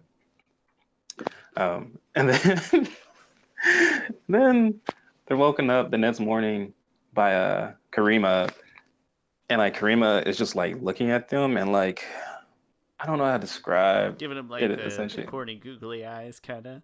Yeah, like like you One two of have a my good night. birds. Yeah, pretty much. And and then Kyoshi like she has this moment of like I could lie right now and and say that that's not what it's looked like, but she has a feeling like no, you know what? Ever since I found out I was Avatar, I've been hiding who I am. I'm still hiding who I am, and I'm not gonna hide this. This feels like the best me I am. This feels like the person I should be. I'm not gonna hide it. And then she just comes out and says, "It's exactly what you think it is," and both of them are in agreement with it. They share a look. I feel like if this was like Korra and Asami, Korra would not even bother looking at Asami. It would just be like, just be like, "This is me," and Get over it. I'm lesbian. Deal with it, and I'm the Avatar or bisexual, or whatever. Um, but it was a great moment. And they all handle it fairly well. So then I was trying to kind of skip a little toward a little farther up. So they have a mission from Mo to from Moke, not Mo. And they went. That's the key. There is that they went to Hujiang. I hope I'm pronouncing that right. For Thing is, work, yeah. and when they got there, they're like, "Hey, this is actually a real terrible idea. We need to get out ASAP." But then Moke caught them Hmm. and gave Yes. them a mission. So he found some work for them. But that Yeah. was the And driving force behind it. at the same time, Lao Ji or Lao Gi, the old immortal assassin guy, is on a mission to kill this like governor T of the Earth Kingdom because he's a bad governor. Like his people go hungry and he doesn't do anything about it. He could do something about it, but he doesn't. And so Lao Gi is like, "Oh, I'm gonna kill this guy," and he tells Kyoshi all about this. Also, at some And point, he tells Kyoshi's the only Kyoshi one that how, knows that he is an yes, assassin. She got yeah, it out of her mom's journal. yeah. Which is interesting because he's like at one point they're having this conversation. He's like, "You don't you want to know how I'm immortal?" And she's like, "No, I don't care." And he's like, once usually people find this out about me, they want to know, but only two people who haven't is your mother and you." And he kind of tells her a little bit about how like the body aging is just your body breaking down, and you can train yourself to fix those little parts in your body piece by piece, and you can stay immortal essentially. Um, and so he's on a mission to kill. Everyone is kind of confounding in this one spot. He's on a mission to kill this governor, and they're on a mission to save Moke's friend from prison, essentially. And at the same time, we haven't gotten to Jianju. We'll get to him later. Well, yeah, we'll get to him later. That's fine. Yeah, and Um, it's not it can all be explained in one scene I later think, on. yeah. Um, and so they all go to this stronghold or wherever the governor is at, and they pretty much have this mission. Kyoshi also. Oh, you know what? It's really not a I big skipped over thing. the part. All you did the next day, they go back into the city. I forget what for, but essentially, Jianju had bought these very expensive, rare sheer shoes that Shoe shoes. Yes. people weren't even sure they were still alive to be able to Yeah. track down Kyoshi. And so they did track Kyoshi down to the city and ravage the city. And Hmm. we understand that there is some suspicion, or that there will be suspicion that, like, hey, these two strangers show up that we've never seen before, and all of a sudden these sheer shoes show up and just they wreck shop. So I don't want to gloss over it, but for the sake of like priorities, that's Yeah. really all that Well, happens at this point, or at that. well, the moment that I think is important um, is like they confront her about it. The leaders of the people of the flying opera company. They're like, "What's going on here?" Because they clearly saw that the Shishi was going after Kyoshi, and Kyoshi tells him like, "I'm the Avatar," and I had a lot of and fun picturing that scene in my head. yeah, because they kind of just at first they just disregard her like you're not the Avatar, and then she proves it by water bending something that I think Karima shot at her, and they're like, the thing about the Daofei is that they highly respect the Avatar, and there's a moment here where they decide what to do, and and they go. they go back, they split up, Kyoshi and Ranji, and the flying opera company converse about what they should do. And they come back to Kyoshi and they say, "It's been an honor to have traveled with the Avatar." Leek says, "We regret that we have to part ways." They bowed in unison, and they didn't use the Dao face salute, but they used just a formal bow. And Kyoshi's like, "Huh?" And then Krima says, "Well, we don't have to leave right now if you don't want us to." But they're kind of like, "Listen, you shouldn't travel with us. They're Like letting her we're off the hook. They're like letting her out of the yes, egg. yes, yeah. Like we're tainting the goodness of the Avatar." They're kind of like, you can't be with us." And Kyoshi disregards what they says. It says like, "No." Her exact words were, "I took oaths of this group. I won't abandon my sworn brothers and sisters." Her choice of words was not lost on them or Ranji. Um, I think it was just a good moment of Kyoshi like sticking to her word, and like now these people feel like a family, right? Before, to me, like they felt like people who were just traveling together, but now they feel like we all know everything about each other, and we're all going to be there for each other no matter what. Like we are a tight knit family now. So I thought that moment was cool. So on to the rescue mission. They pretty much split up. Kyoshi and Laoji go and They've been plotting. It's probably oh important to say they've been plotting this for like a month, and in the yes background of that month, that's when Jianju's doing his politicking. But it's important to know yeah, they've and they been plotting their side because Moke is also. It's kind of a two-sided attack, and it's strategic too that he wants this group, the Flying Opera Company, to do more like a stealth reconnaissance and yeah. recovery mission, while there's also an attack going on from the front simultaneously, so that this stronghold or what have you won't be able to react or kill the hostage or anything like that. And so that's kind of the lead up of this month. Like you've got a month to figure all this out, and that's sort of a plot device to let Jianju do a lot of political stuff in the background. Yeah, and also it gives time for the Flying Opera Company to train Kyoshi in all the different Yeah. bending art. Which we didn't mention that there's no airbender there, so she hasn't been taught airbending. And Ranji feels like no, the Avatar has to learn these in this cycle. Something bad will happen, and, and together they kind of do a little bit of training. Like Ranji at least wants her to be able to just blow some wind, so it doesn't throw things off balance. So we know she can Um, firebend, and this is where I was alluding to earlier is that we know she can firebend, and that is the closest to earthbending, and she should just be able to go to waterbend right now. But then Ranji mentions like, no, you do have to, you really need to hit it in this order, and that explained, like I said, some of my frustrations earlier of like, no, you got to let Yoon try something else and just figure out if he's even the Avatar. It's like, no, they're just hyper traditional, and they were trying to do it in this order. In earth and firebending, or earthbending is the closest to firebending, so that's the first step for them to figure out.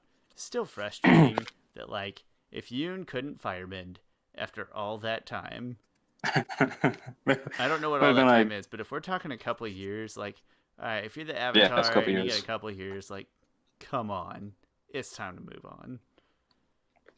Yeah, yeah.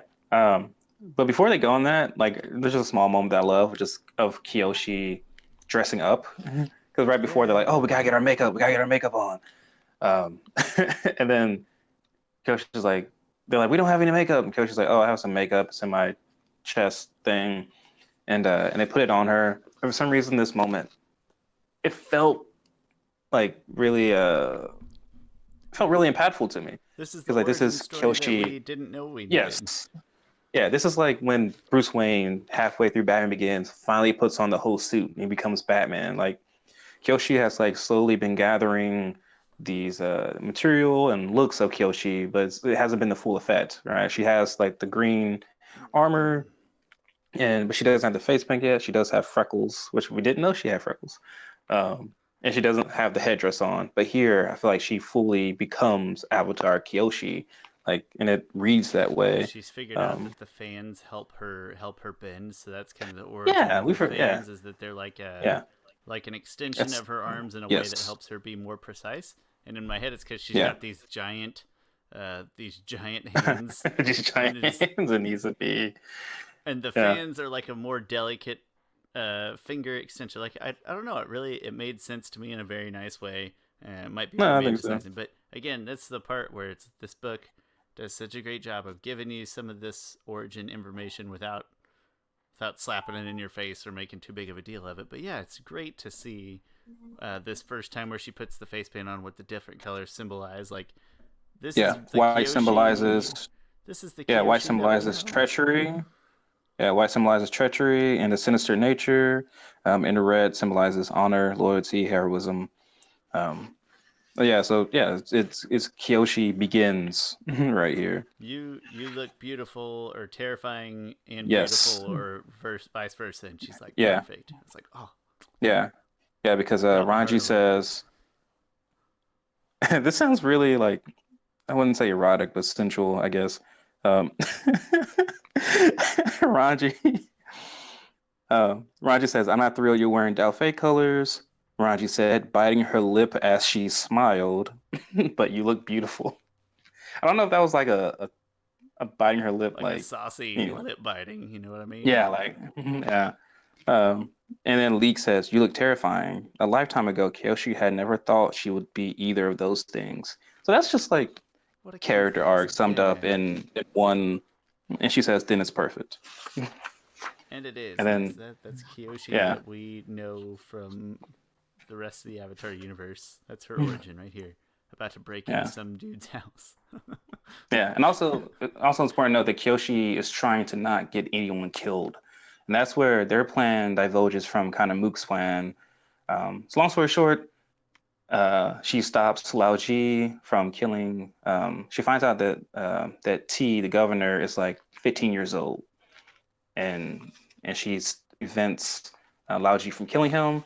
I think it's important to note that she wasn't going to let him kill him anyway, Yeah, and that because was a really cool moment where she's like, "This decision was made long before I knew this about you," or something like that. And then yeah, she blows Lauji or Laugi away. with wind, and then also we haven't mentioned this, but they all have this like technique called dust stepping, where they can just like create small dust and step on it from the earth, and it kind of just looks like they're just walking on air. And they've been trying to teach her this, but she's mastered it like a long time ago. And he's kind of like, "Oh, you're just full of surprises." Like, so you mean you hurt yourself that many times on purpose? And she's like, "It wasn't on purpose a lot of those times."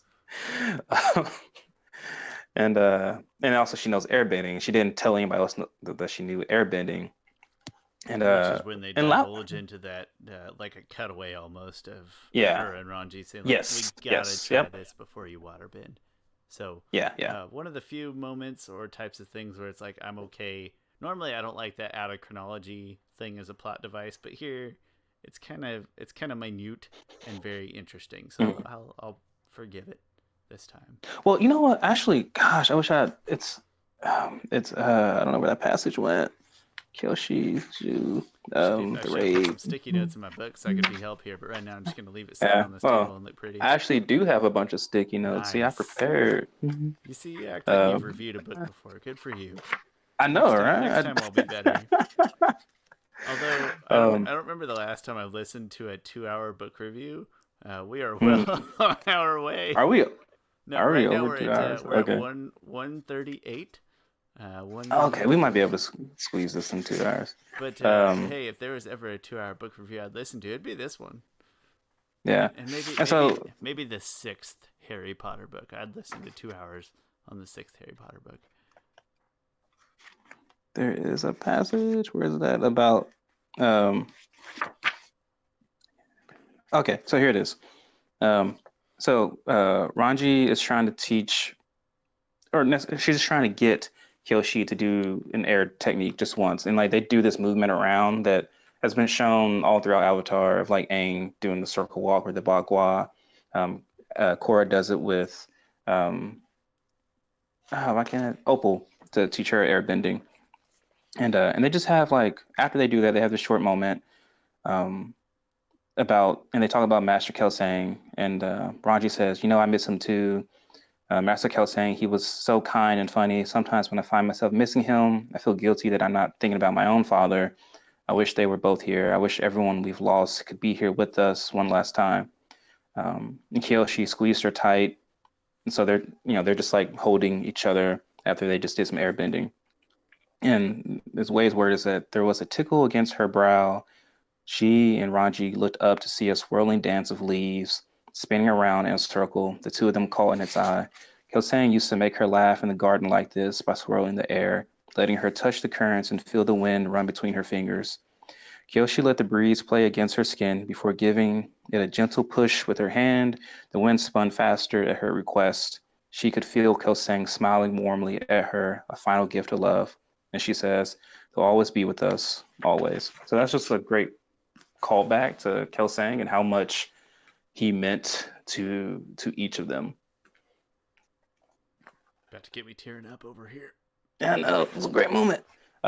Anyway, they have the raid. Kyoshi just sends the Governor T on his way, pretty much far away from there, and they do get Basically, out. I'm gonna kill you if you don't share some of your food. Yes, But it's and important to I remember. will So hunt you down. at this point, I kind of thought that like I didn't know how it's gonna turn, but I was surprised. Like, no, they still go on this rescue mission and rescue this dude. It's not that I'd forgotten about it, but I just assumed that something else would happen or somebody else would take care of it. But no, she's kind of in charge of the rescue mission still. Like they go aid the rescue of unnamed prisoner. Yeah, Yet yeah, and unnamed prisoner. there's also a great moment earlier in the book. I don't know why I'm talking about it right now. I'll get to it later. Anyway, so they rescue Zhu, right? And Zhu's been locked up for 8 years, and he's the real leader of the Dao Fei. Which they did Like, not know at the time. yes, they didn't know. Mook did not tell them anything He's about like, no, him. They're like, we gotta, this is a brother, but in like the Dao Fei brother sense. That's just yeah, that's been locked up unfairly, and it's time to free him because he's a brother of yeah. Mavos.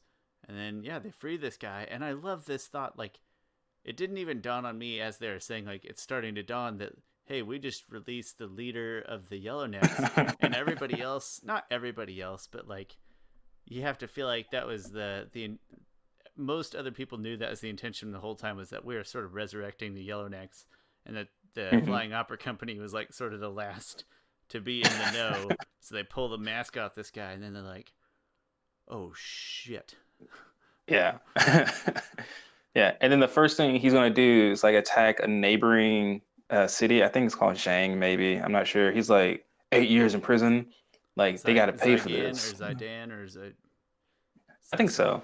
something like that. And for some reason, the person I'm imagining in this moment is the guy in the guy in the who starts to riot in the Boiling Rock episode, who escapes with them. I don't know why I'm imagining this guy, That's fine. No, but like that's fine.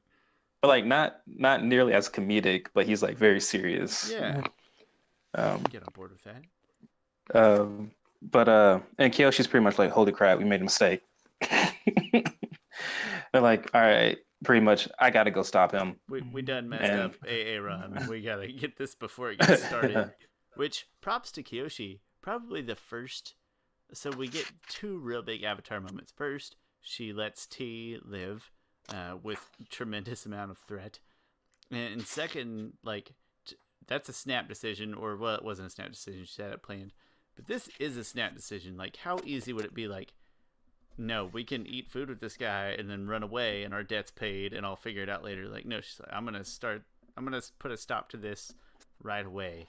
And I feel like that almost goes underwritten and underappreciated in the book of like, that's brave and strategic. Like, what better time to get this guy than when he's been trapped for 8 years and hopefully a little emaciated and stuff. Like, you don't want to catch this guy at full power or the Yellownecks at full power. So like I said, yeah, I actually thought yes, that yeah, moment went underwritten in the book of how Avatar-esque that was, when it would have been very acceptable just to like, no, we got to get out of here. We got to spread the word. Maybe tell that village and then start recruiting some forces to fight back. But no, she I think, made the best possible strategic move. So 2 big Avatar decisions in a row, and she nailed them both. Yeah, and everyone has her back, and even Ranji is like, this is the first thing you've done as the Avatar. Like she respects it, even though she's scared to death to lose Kyoshi. She is proud of her, very much in this moment. So then it's pretty much Kyoshi just challenges him, and he doesn't take it seriously at first. He's like, I just And invited you to eat food with me. Another Mulan yeah, reference. like I imagine him being pretty much being like, you just you just had everything, right? And you've given it up. Right, you could have been not only like right hand person, but like, that guy was never gonna bother specifically you for as long as he Yeah, lived. yeah, exactly. Like, yeah, he said debts are paid. Like, you don't owe me anything. Um, so that I think that says a lot about just her conviction here. And Brave when move. when she's challenging him, he's like, "Oh, these challenges are meant to settle grievances. What grievance do you have with me?" She says, "Your resistance." Oh snap! Just picture the Like, gif with all the guys screaming "Oh" in the background. yeah. Oh, that's Well, gosh, perfect. like in these moments, because I feel like we've gotten to a fully realized Kyoshi, not necessarily fully realized Avatar, and like we've gotten to that Kyoshi who speaks with enough umph in her voice. Like, when she says, "I killed Chin the Conqueror," when she says those things, she says it in such a BA way. And so I'm imagining all these lines at this point as that Kyoshi, which gets, delivered in my head very well. No longer Kid So that, Kyoshi, like we've evolved yes, into yeah. Avatar Kyoshi. Yeah, no longer freckle face Kyoshi who couldn't lift a pebble. Who needs to lift pebbles when you can do what she can Yeah, do? yeah. So they challenge each other to the fight, and quickly the fight starts, and Kyoshi like gets herself ready, and it's red just like he just extends 2 fingers at her, and lightning shoots out. So this is like one of the first instances of lightning bending. Like it's not even They don't even it's know it's what it rumored. is. Ranji does Yeah, later, but right now they don't. They've never seen it before. Yeah, it says Zoo thrust his arms forward, 2 fingers extended from each hand. So it was a double lightning blast, not even a He single. was dual wielding Uh, lightning pistols, man. yeah, Pew and pew. struck her fans with a bolt of lightning. Um, and so pretty much at this point, Kyoshi just getting just her butt beat. Almost Like, paralyzed or something. Like yeah, she's conscious but not moving very fast. yeah, and Raji, of course, is just screaming out like, "Stop! Please don't do this!" Things like that. And then, but apparently, for some reason, as because her armor, I guess, is insulated or something. After that first initial shock, he keeps like just shocking her and shocking her and shocking her. But those later shocks aren't nearly as bad as the first one, I and she's sort just of kind read of it as playing. like the armor was maybe Yeah, dispersing it, and then I yeah, also implied personally that maybe she's already kind of entering the Avatar state, and I'm sure that comes with some mm. sort of supernatural physical aid. Maybe not, but Well, not for Aang. not for yeah. And come on. So I mean, I kind of implied that in my head. I didn't love this part, but it does make sense. Like, hey, you survived the first one. These additional ones, like, if it really is, like, as if it's her armor dispersing it into the ground because she's laying it on the I think ground I or think whatever. I don't I know. think part of it is dispersing because when she's on the floor, it says, so hearing. Oh, I love this passage here. Um, so Rangy says, crying from far away, "Please stop." And the narration says, "It was the hopelessness in her voice that set Kyoshi over the edge. The complete surrender of a girl who would have been invincible if not for her love. Kyoshi had put that weakness in Ranji, and Zu had torn it open. He was torturing the person Kyoshi cared about most in the world. And by every spirit of every star in the night sky, he would pay for that." like, like Kyoshi is pissed at him, not for like doing anything necessarily evil at Ranji, but for like You taught my for girlfriend, I will cut you. yeah, pretty much. She reached out and grabbed Zu's ankle, the sudden course of lightning into his own body. So I do think she is like somehow through her armor or something able to extend that same lightning to him. I mean, even just by touching it, like he thinks she's Yeah, out yeah. cold. She gets a full ankle. That's another part where I wish he could have elaborated for like a couple of seconds, and I'd have been really happy. Just like a little more of his facial expressions and crowd expressions, like oh snap. Just watching their master get electrocuted by his own shit. Uh-huh. I thought that would have been really cool.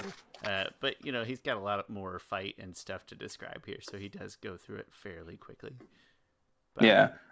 And one of the things he says taunting her, which she answers back to, and all this happens within like a really quick span of moments. Like sure it's like 4 pages, but really it's probably like just 1 minute or two at the most. He says, "What you don't understand is that men like me are beyond judgment. I do as I will, and the world must bear my discretions with submission and gratitude." So that's the last thing he says before getting shot. And then Kyoshi goes into the Avatar state. And the way it's described is like a just BA Avatar state. the best description of the Avatar state to date. I'm Yeah, very comfortable saying it. her eyes felt like they were leaking, not with tears, but light. She thought briefly about swinging Zhu overhead and dashing him against the ground or twisting him like a wet rag between her bare hands. No, he needed to be shown that a true force of nature looked like what looked like. His men had to see him beaten not by strength, but by retribution from the elements themselves. So she then gripped him by the collar and she rose into the air, not with dust stepping, but a whirling vortex that sucked her right into the sky. Zeus screamed and dangled from her grip. The tornado she rode blew the Dalfei back. From this distance, they were so tiny and pathetic and human. Did you imagine her And getting big too? Like, I know it says she rose up, and so it could just be her in a regular state rising up like Aang does. But I also kind of imagined her uh, going like physically growing, kind Korra, of. Yeah, Purple Giant, or Korra yeah, Blue something Giant. like that. Like becoming the giant, That- the giant koi fish from the uh, season one finale. yeah, and That's then just how I imagine. I Kyoshi don't is know if it references that anywhere, but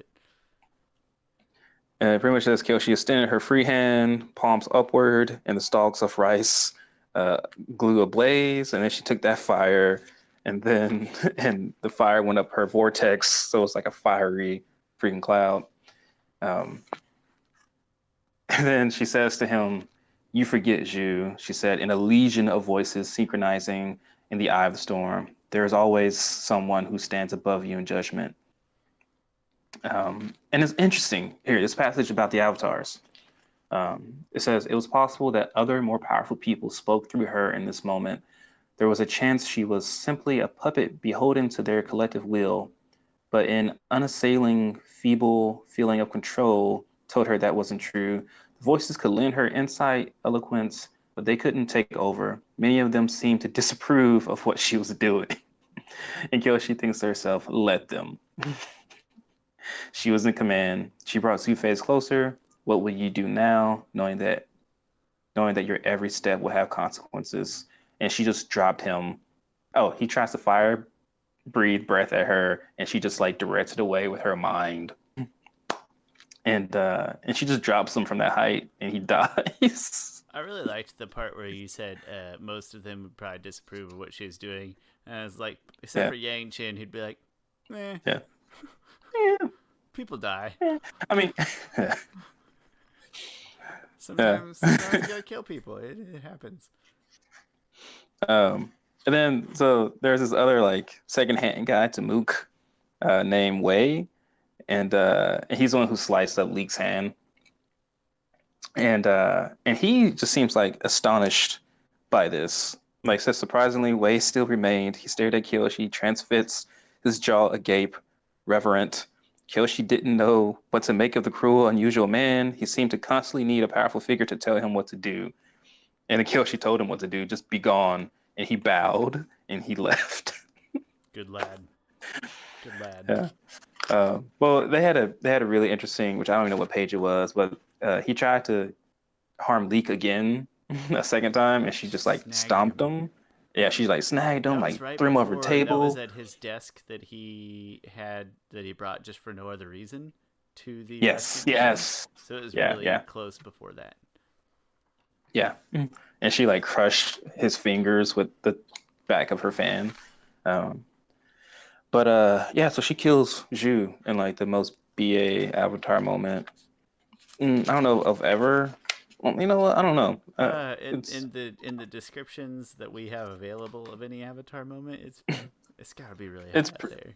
yeah, it is. Yeah, especially in fighting, because like Aang's fight with Ozai was legendary, but like he didn't kill him at the end. Like it wasn't as epic. The ending wasn't as epic because Aang's just like, I know what to. He just took his bending away. Kind of less Korra, payoff. Whereas here we get a really strong, in your face fight that's not drug out at all. yeah, yeah, yeah. Um, so anyway, she's hurt because she took. So that fight ends. They all disperse. All the Dao Fei go off, and uh, and they go back. And she heals up a little bit. So to go back to what Jianji was doing, Jianji was doing a whole lot of politicking around here, trying to make sure that people didn't know that Kyoshi was actually the Avatar. Um, he's in with the Beifongs, and there's this other guy who's like his rival, sort of, who just like Huey? Huey? Who? yeah, Huey, yeah, Huey? Hugh, I'm Huey not. I'm things. so sorry, people who I might be offending with my lack of Yeah. knowledge. It's Huey? like Hui. It's Yeah. not Huey. I don't think it's Huey. Not like Huey, Dewey, and Louie. I'm trying to put some extra pronunciation flair in there, but I can't do it. My It's my it's uncultured hard. tongue is incapable. Huey. I don't know. Huey? Hui? Eventually it gets down to the point where Jianju does a huge mass killing. He poisons like a bunch of people. I But he think that also poisons himself so that he is not incriminated. the politicking, what you need to take away from the politicking is it's essentially he knows now that Kyoshi's the Avatar and that Yoon is dead and is not the Avatar, and he tells this one other guy, and it becomes a matter of like sort of gathering forces to your each respective side, so that he knows he has the help he needs. But then this Yeah. guy brings all of his people to Hmm. Janju's doorstep and sort of like impeaching him as the Avatar's Yes. trainer. It just Yes. happens to work really nicely into this very well laid backup plan he must have had resting in the back of his mind, which was Yes. to Yeah. He knew. poison Yeah. everybody. He knew all this would happen, and he didn't want to poison his own people because it's kind of like the Earth Kingdom's kind of split in half, like secretly behind people's back of who they have allegiances to. And he knew he could like kill all these people, which Testament to the he's size and the difficulty to wrangle this large kingdom. yeah. And he gets a letter. He I love the way this letter is written. He still doesn't know where not Cora. He doesn't still know where Kyoshi's at. But he gets a letter about how Zhu broke out, and he's really mad at that because he thought he stopped the Yellow Necks. But then he reads that Zhu was killed. It says their leader Zhu Ping and had been murdered by a spirit with glowing eyes, drenched in blood and white ashes, who had carried Zhu into the sky before sucking the life-giving flame out of his body and consuming it for herself. They really That's misinterpreted his firebending. yeah. That's Like awesome. just the way that people describe the way Kyoshi was, as it sounds just freaking astonishing to me. Um, and so he figures out where Kyoshi's at. So they're back in town, and they're having really nice quiet moments. And Leek and all of them, they're really cool with each other now. Like really, really good. Like they consider each other family at this point. Like he even calls her sister, which I think is just such great After making a character great development. joke. Yes, yeah. Oh yeah. There's a joke where he's like, "You think after all of this," he's pretty much like, "Hey, I'll go get Ranji, because you're up now." She was passed out for like 3 days. I'll get Ranji for you. And he was like, "Do you think, after all this, Ranji might date me?" And then, and then he holds it in as long as he can because even though they don't care about people knowing, they don't be like, oh hey, we're dating everybody, like da, da. And Leek is like young enough that they might think that he doesn't realize what's happening. And then he's like, ha ha ha, the look on your face is priceless. That's probably what your avatar state, that's what your avatar portrait needs to look like, just bug-eyed and everything. And then It was great. His comedic like, timing was really on point. Good job, yeah, Leek. like he feels like a legit little brother to her, you know. It's like a little brother making fun of his sister and stuff, which It's I absolutely hilarious. love that moment, which makes the Nets moment with Leek in town even worse. Um, so they're all walking, Leek and Ranji and Kyoshi, and immediately like Ranji slip, she goes down, and then Leek also goes down, and like Kyoshi goes down also, but Kyoshi can see Ranji like passes out. She sees that whatever is in Leek is not working with it's he's like has allergic reaction to it, and he is like throwing up, he's doing convulsions, and she sees him die. And I was like, oh crap, not Leek. I thought the book was Not basically over Leek. at this point, so when he died, I was very. I mean, I know I had more pages left, but I was like, this is all gotta all Yeah. be like some wind down. No, Yeah, there's at this still point, people dying.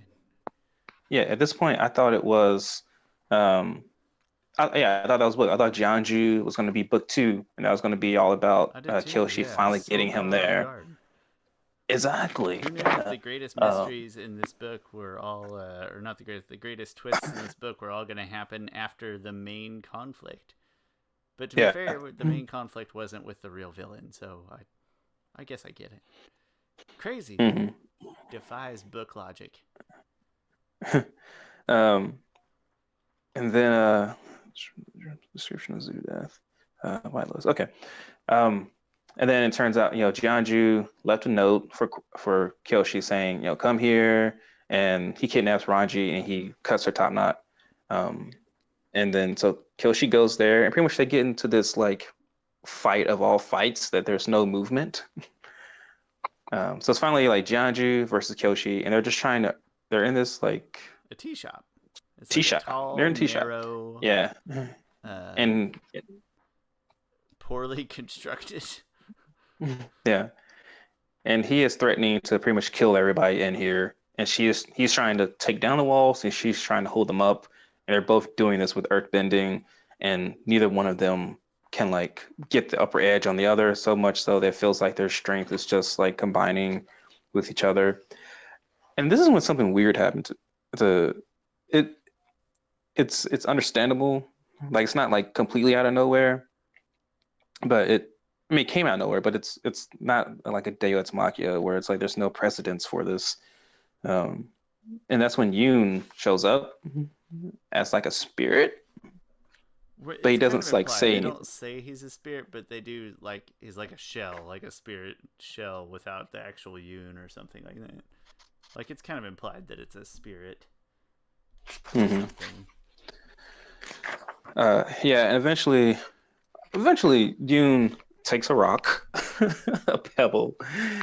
He puts it to Jianju's chest.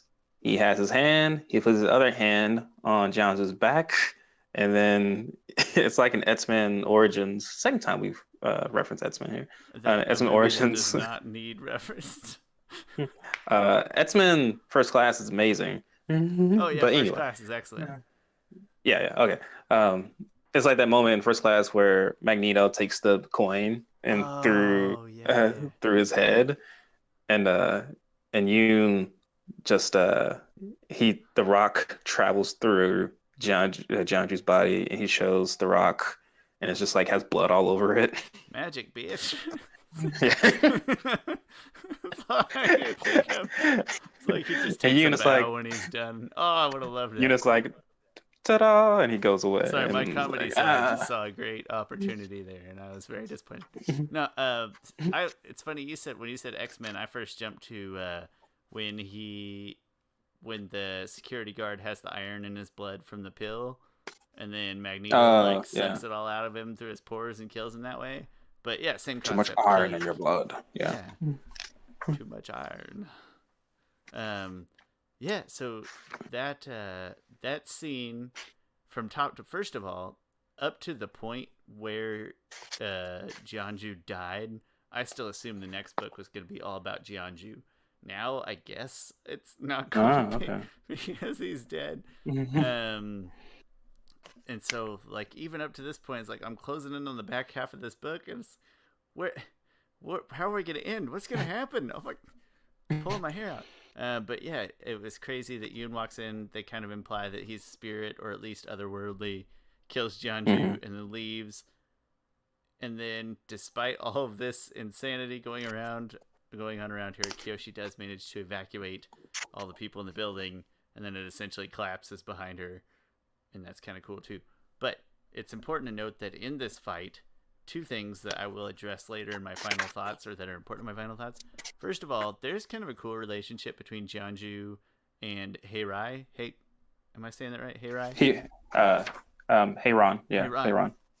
And they have a nice relationship of like he poisoned her as well, and it sounds like he kind of expected her to die, but she didn't, and he's glad. Like he does legitimately. I don't know if he's capable of love or not. Uh, but he's looking at her like laying down in the hospital, and she's lost so much. She's lost her daughter. She almost died, and he just keeps this kind of greater purpose thing in mind. Like she will forgive me later. I hope. And so it's nice to see again. I keep going back to he has some very real characteristics for a villain that I really appreciate. Number two, he tells his gravedigger story, and that impacts my Mhm. opinion of him. Essentially, the Yeah. gravedigger story is those people that he killed in one swoop. Uh, about most of them were digging their own graves, thinking if they dug fastest they'd get to go Yes. home alive, and he killed them. And I do take some issue with this, but I'll wait till our summary to explain my concern there. But they Mhm. reveal a lot in this little tea shop before Jianju dies and Yun disappears, and then Kyoshi's left in a pile of rubble and a bunch of bloody friends. Yep. Um. So yeah. So that's pretty much the end of Jianju. He is killed, and Yoon pretty much. It's really confusing because he does cave in the place. At least that's how I read it. I read it, and again, I don't claim to be an expert. My interpretation as I was reading it is that like he left, and then I felt like the other people got out and Kyoshi got out. Yeah. Yes. Yeah. Like he attempted to cave it in, but maybe not to kill them all. But I don't know, like sort of in passing, I guess. Mhm. But everybody still got out, and then the place caved. Um, a lot was Yeah. He happening though, said. and I was not in an emotional Yeah. state for interpreting fine print. Yeah. It My says my Yoon brain was didn't. going. The stone now covered in blood. Yoon didn't wait for Jianzu to finish dying. He winked at Kyoshi and turned to leave. Jianzu teetered in his seat, gagging on blood, a dark red patch spreading from the tunnel of his chest. The waiter screamed. Um, oh, maybe he didn't. I don't know. So It's kind of confusing. anticlimactic. This whole book, not the whole book, half of this book has been purely about revenge, and then some spirit a hole comes in and steals your thunder. But he's your friend, but he's not your friend. I And he deserves it more, I probably. know, but I'm in emotional turmoil right now because I have so many things to think about. Yeah. But she handled it really well. Like, she got her man, so to speak, or he was got. But Yeah, and she she didn't. kind of And I think it's important to recovers note. very And nicely. when she gives this like this promise of I'm going to kill you, it's not really I'm going to kill you. It's that I'm going to watch. I'm going to watch as everything you love gets taken from you. And so that happened, right? It did. Like at that point in Just in time, very the only different way for that to fashion. happen was for her to get stronger, but I don't think she cared one way or another, which is so Kyoshi.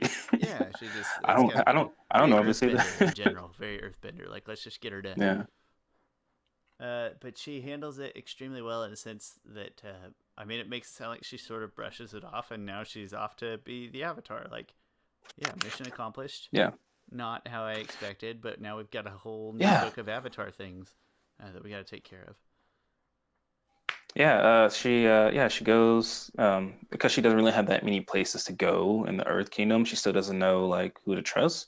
She goes to Southern Air Temple and and she does kind of throw her avatar weight around because Kelsang Yeah, she has like does. markings. Kelsang has like markings for him, but they're like lower than everybody else.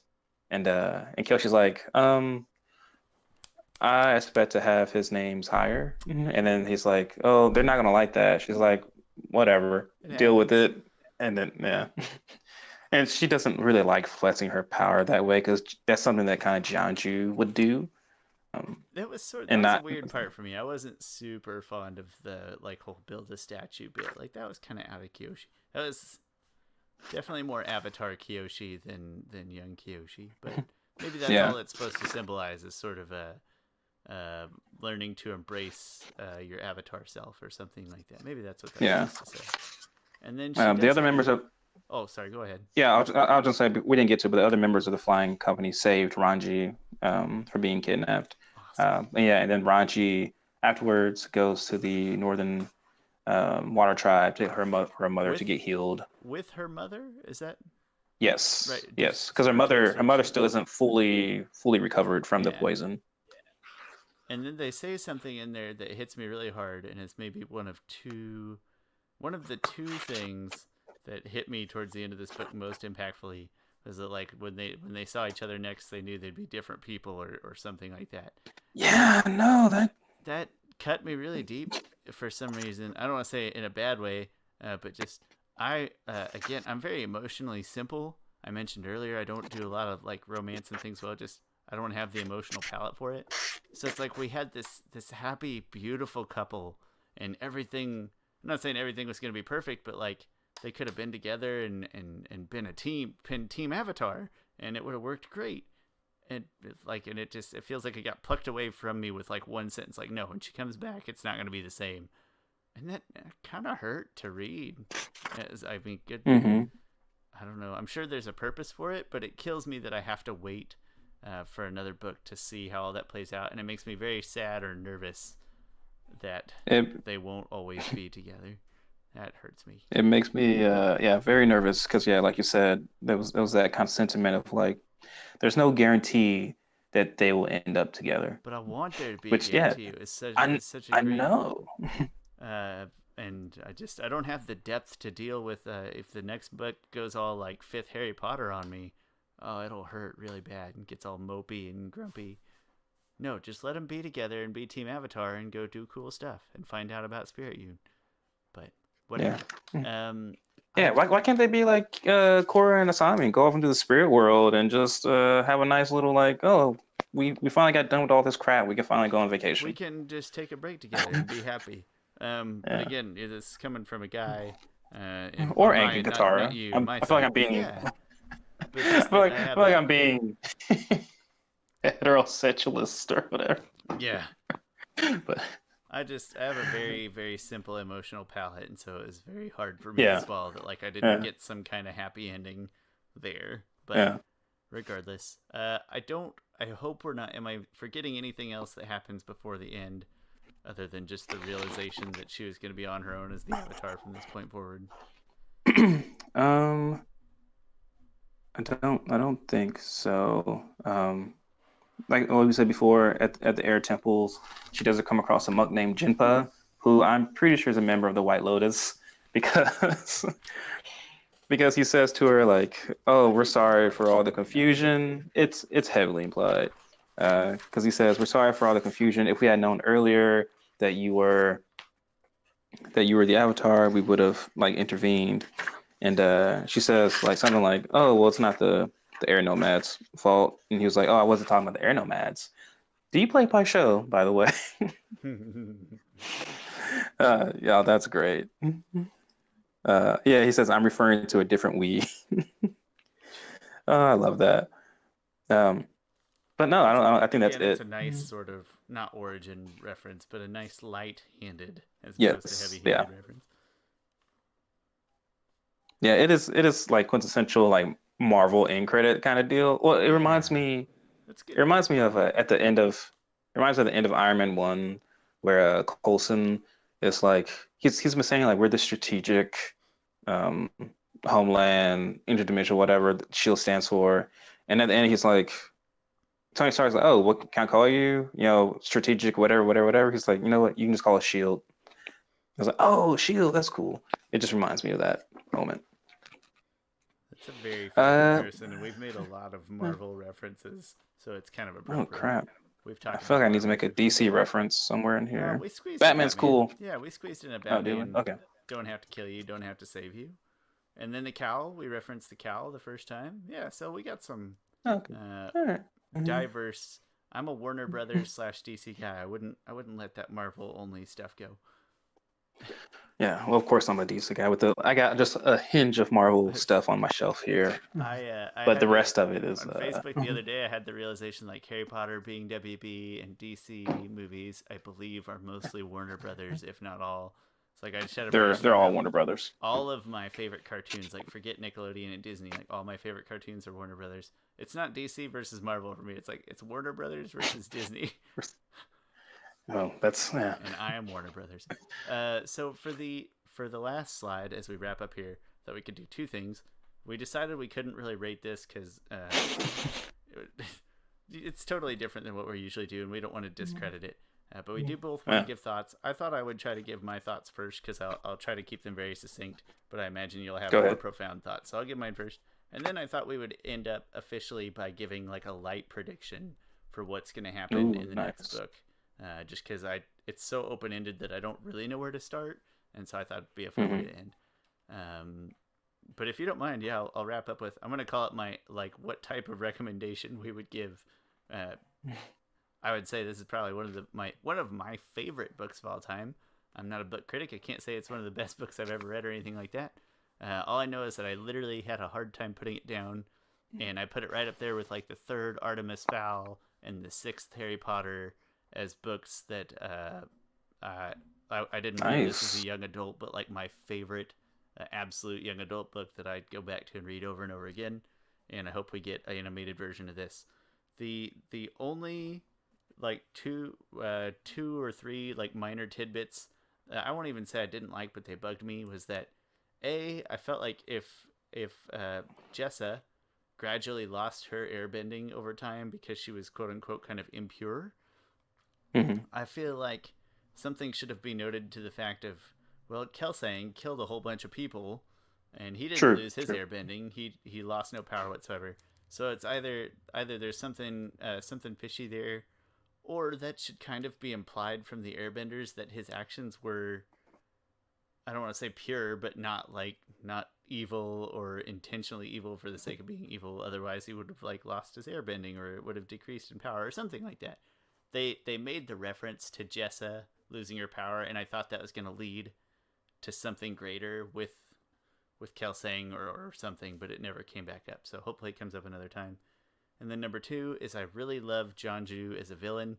I think he's one of the most interesting villains in anything that I've ever enjoyed, because he does feel not real in the sense of like I think a real human would do these things, but they do a nice job of painting him as such a political greater good, like something that you can actually sort of feasibly imagine, and it holds really well. I think it holds up really well up to the point where it says he's laughing at the gravedigger scenario when he's explaining that story, and they say he's like laughing in like a crazy maniacal way. I wish they would have built like a more real formative thing around that. Like I didn't like that now it's suddenly crazy Jianzhu. Like, no, let him die. Really good, questionably still like greater good caliber politician villain, and let him die that way. So I didn't like that there's like this last few moments of crazy right before the end. Like he could have died right there and been even better, in my opinion, without ever knowing the full story behind that or telling it a different way. That's a very minor gripe. The whole book, those are like the only things I can say. I'm on a cliffhanger. I would read the whole next book just to find out what happened to Kyoshi and Ranji, even not knowing what happened. So 10 out of 10 would recommend to any Avatar fan, and most not Avatar fans. As I mentioned, I've already got 3 individuals waiting their turn to listen to or to read this book, and I'm going to be more than happy to borrow it to them. So 10 out of 10 would recommend to most if not all, people that are interested in fiction above the age of like 12 or 13. It's probably a little heavy for 13. Let's say 15. Tremendous. So, it's funny when I got the book, my daughter was just clamoring all over me because she knows Kyoshi, you know. Gosh, my daughter's so good, She's probably you know. a fan, yeah. But she's like, Daddy, would you read this to me? One day I was like, no, I'm not gonna. Well, for different reasons. I was like, I'm not gonna read you. I don't, because I have to imagine the character in my head. I can't use my voice necessarily. And also, I'm like, I'm sure this book isn't like for you. But all right, so my final impressions is that I absolutely love this book. I don't read that many books, just like you. You've probably read more books than I do. Like I've only really read 3 books in the past 10 years. 3 series of books. I read. Oh, sorry. Go ahead. I read the Hunger Games. I read the Divergent series, and I read Finding Fish. Oh, and I read another Finding Fish, the story about Antoine Fisher, which that's just a really good book. Much different from these, but I think we have pretty similar like reading frequencies. Yeah. There's a handful of book series that I will read over and over and over again. That in my mind doesn't like. I don't mind reading, but I don't read anything different or new ever. Like right now, my wife and I are rereading like one of my childhood favorite series. It's something I've read like 100 times. So no, not a real big reader. And again, I hope that's more of a testament than a detriment to our positive reviews. Yeah. And this book has been by my side. Like I was reading it at work. I get like some breaks and lunch break, and I was just reading it. I was like, all right, I gotta hurry up and eat lunch so I can read this book. It was that good to me. Also, I think this book is really good for the Avatar universe itself and building up the fandom and branching it out. I think It's interesting because an animated movie of this. Really bad. Oh, without a doubt, or a live action version. I'm I not think sold on the live action stuff. We'll see how the Netflix thing goes. To me, it will almost had to be live action because Netflix is gonna do their thing, and also like they can still tell like little 2-hour movies, right? They can have Avatar 1. Yeah, I think this could easily fit in 2 hours. But I would take animation without a doubt. I don't care. Yeah, Animation's beautiful. hit me up with some Either one. All this Disney live action stuff's just getting me depressed. I want some cartoons, dang it. But I think it reminds me of like the Star Wars universe, right? The Star Wars universe started off with the movies, and they branched out into like novels and everything. And I think this is a really great start to branching out even further. It's interesting because I wanted this to be a graphic novel when I first heard about it. I was a little bit disappointed, but I honestly probably wouldn't have it any other way now since I've read it. I enjoyed it that much more. I enjoyed reading this far more than I've read any of the Avatar comic books, even The Search, and I love The Search. But this is just a really good, really great book. Like it's one of my favorite books that I've read. Granted, I haven't read that many books, but it was still very enjoyable. And as for like Avatar Kyoshi herself, her story feels on par with Avatar: The Last Airbender and Legend of Korra. Like we now have 3 amazing Avatar stories. Before it was like even though we knew about Roku and when Avatar 1 had 2 episodes dedicated to him, it still felt like there were 2 Avatar stories. And now it feels like there's a third that is on equal footing with the other 2 with just a novel. It does. It feels like they stuffed an entire series into this book. Like so many different plot points and things happen. Yeah. It's like its own little universe, and it does it really well. Yeah.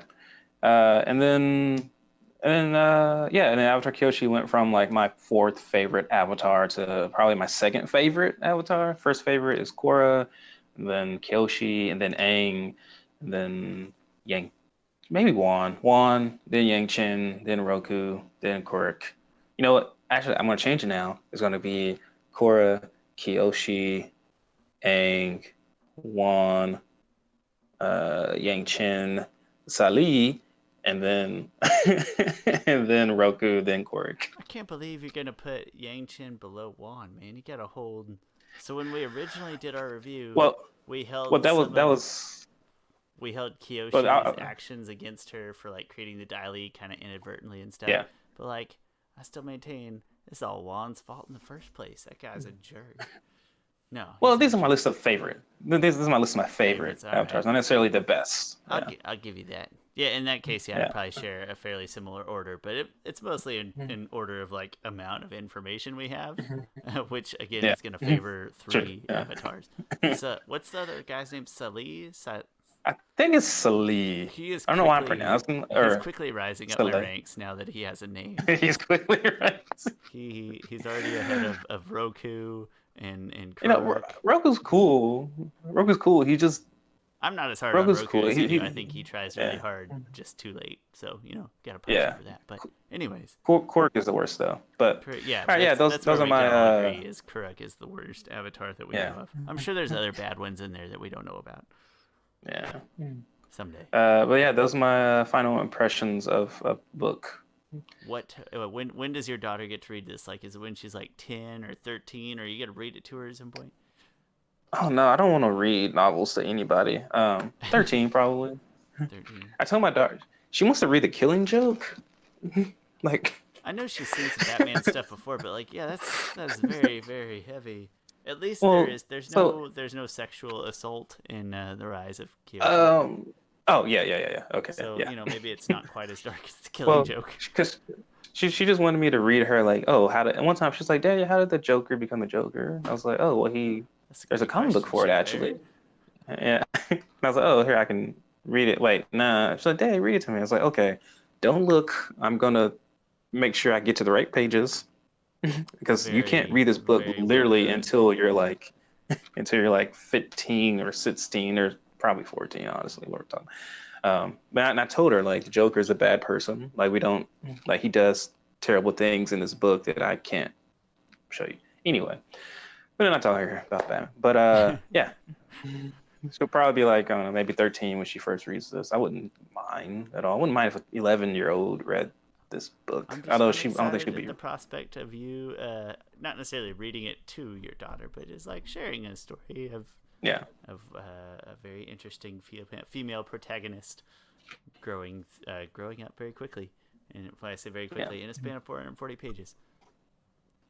So I say I want to know thoughts for the next book. I mostly want to know yours because I have so few. Obviously, there's going to be some investigation of spirits or the spirit world to try to get to the bottom of the Yoon mystery.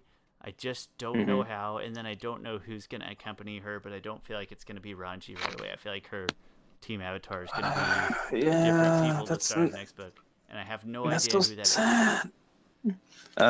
There's a couple areas, and I may make a more detailed video about this once I can think about it more.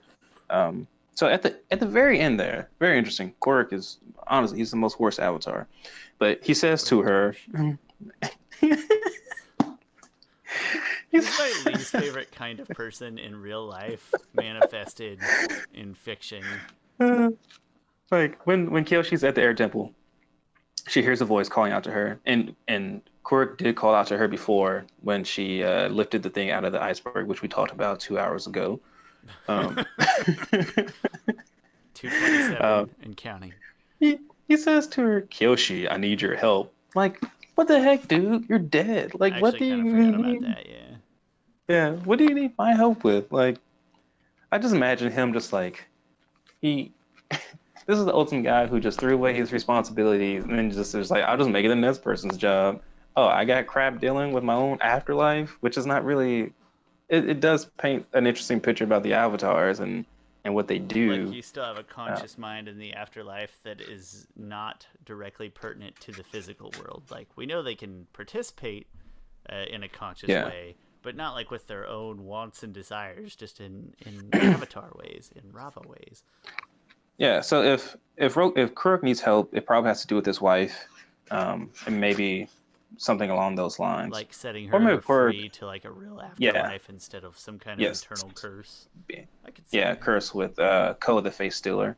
So maybe it has to do with that. But also Shin the Conqueror. Maybe we'll get into that and why she waited. It's interesting because Leek mentioned having a best friend named Chin. But it's spelled different, right? It's spelled CH. Wasn't there? There was a Chin. Not a village. Yeah, and they went there. they Yeah, went they there, I went to thought. Chin something. Yeah. And so I do think So the maybe next that's where book. Chin's gonna come from. And Yeah. I guess I just didn't picture Kyoshi doing that until later, but I suppose it could be now. Maybe we'll get like a really full backstory of, I mean, everything from the Daily and Chin the Conqueror. Uh, Yeah. hopefully, Heiran doesn't come back as like a bad guy, but I could sort of see her coming back as a villain, a very likable Mm. villain for whatever that's worth. But she's still a scary Oh, firebender, shoot. I you think know. she's too close to Ranji for that. I know, but I think But I that's just what makes it really, appealing as a villain, right? Like how yeah. interesting that your daughter is a significant other to the Avatar, to your enemy. Yeah, Well, and not also really enemy, but well, at this, I was gonna say, how will her mother respond to the fact that her daughter is in a same-sex relationship? Although the Fire Nation at that point was very open to it, it wasn't until um, Fire Lord Sozin took over that he of course banished not. and he outlawed it. So that's probably won't be a big deal. And I could see Um, that being. I don't want it to happen because it'll make me really sad. But I could see her yeah, being an interesting villain for that reason. yeah, But she should and be then super even pissed at Janju, who basically almost killed her. So maybe not. yeah.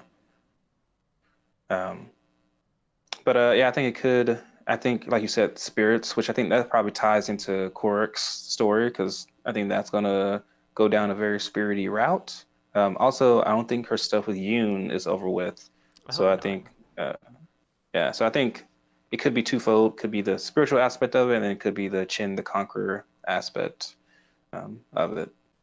But the thing is, we know how that fight ends, Yeah, and and it's that's more hilarious than dramatic. yeah, like, and they can't replay that moment. I would almost Like, maybe the Daily, maybe that was just a fun reference in the Daily. Like if it's a two plane story, like there's some spirit world and physical world. yeah. Maybe If I just had to Earth, guess, maybe general Earth Kingdom turmoil, and yeah. her trying to step up the Earth Kingdom game. Also, there must be something must be going awry. But also, so with Jianju dead though, there's less probably order in the Earth Kingdom, and Kyoshi kind of went off to the Southern Air Temple, like just ignore everybody else in their crap. So maybe there'll be more turmoil in the Earth Kingdom without an Avatar being directly there, and also Jianju being gone. Like there's a power void there now. We're And I also think gonna get she would have to like reestablish order. And also I think she would realize that holy crap, like Korg was a terrible avatar. Like what if the next avatar is also terrible? And apparently he is terrible. Like I have to be here as long as I can. So she'll probably get back in touch with Lao Ji and learn more of that technique that lets her live to be like 230 years old. maybe Roku's not terrible. Maybe he was jaded because he stepped into a world perfected by Kyoshi. No, Yeah. we do know that like the I keep saying the Daily, like we know it was spawned in a time of need as a way to attempt to help the Earth Kingdom, the Great Earth Kingdom, and that's been a running theme. Basically, anytime we're talking about pre-Fire Nation War, one of the biggest, or even during Fire Nation War, the running theme is the Earth Kingdom's too big to manage and govern. So I imagine Hmm. that's pretty prime suspect for plot Yeah. points in the next book. And they kind of mentioned it briefly. They're like the Earth King is so vast, like they have two kings, but they didn't make it seem like the King of Amashu was bigger than the Earth King. It's just weird. Like it's its own. It's not a bigger kingdom, And but it's it was like yeah, a it's bigger not even deal.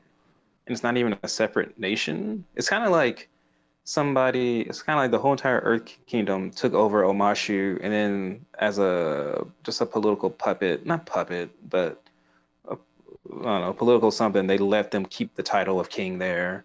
And that way that, I don't know, they could broker some treaty or something. But they still answer to the Earth King. Maybe their taxes were lower or something. I don't know. They're like, listen, we're not going to try to fight you because your setup there is pretty strong, but we just not Yeah. also fight us everywhere around you. Mhm. And they're like, yeah, sounds fine. Yeah. Um, Politics but yeah, getting I'm everywhere. looking. The next book comes out in 2020. Wow, I gotta wait Greatly that looking long for forward that. to it. And I don't know when it comes out in 2020. Just gonna spend all my days worrying about Ranji. I Two know. I'm very cliffhangers. concerned about that Two cliffhanger. relationship, I know but it. that was a great relationship. That I have a feeling that it won't last. In a book that But I technically doesn't have a lot of loose ends, like they pretty much wrap it up, right? She kills yeah. Zhu, and Mhm.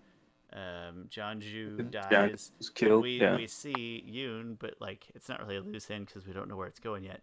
It's like there's not a lot of loose ends or cliffhangers. That is the cliffhanger. That's my reason to like, no, we gotta Yeah. forget Yoon. I want to see how this relationship pans out, to see if it can top my love of Katara and Aang for best ship in the series. You Yeah. know, Well, yeah. I think we were talking about this earlier, and I already put it, above, and we've we've gone over. we gotta see it work out before you can get crazy on the rankings, Chris. What if they don't That's even get true. back together?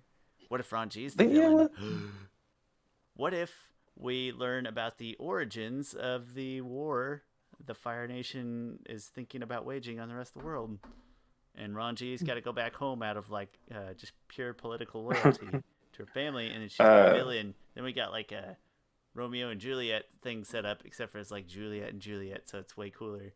And then I don't know where I'm going with that. Just oh, you know I what? need What to read this if second book. like there's nothing saying that an Earth that a Fire Lord can't be overthrown. Like, what if Ranji becomes a Fire Lord and she is like the great mother Couple of grades. Zuko now? Yeah, a couple greats. Oh, that'd be awesome. She I mean, just she seems seems like to the be. type with enough political loyalty, and then go spend some time with her mom. And obviously, the Avatar business is a little messy right now. I could see her being the type to where, against all of my better emotional judgment, personally, I think I need to go home and be focus on Fire Nation things right now.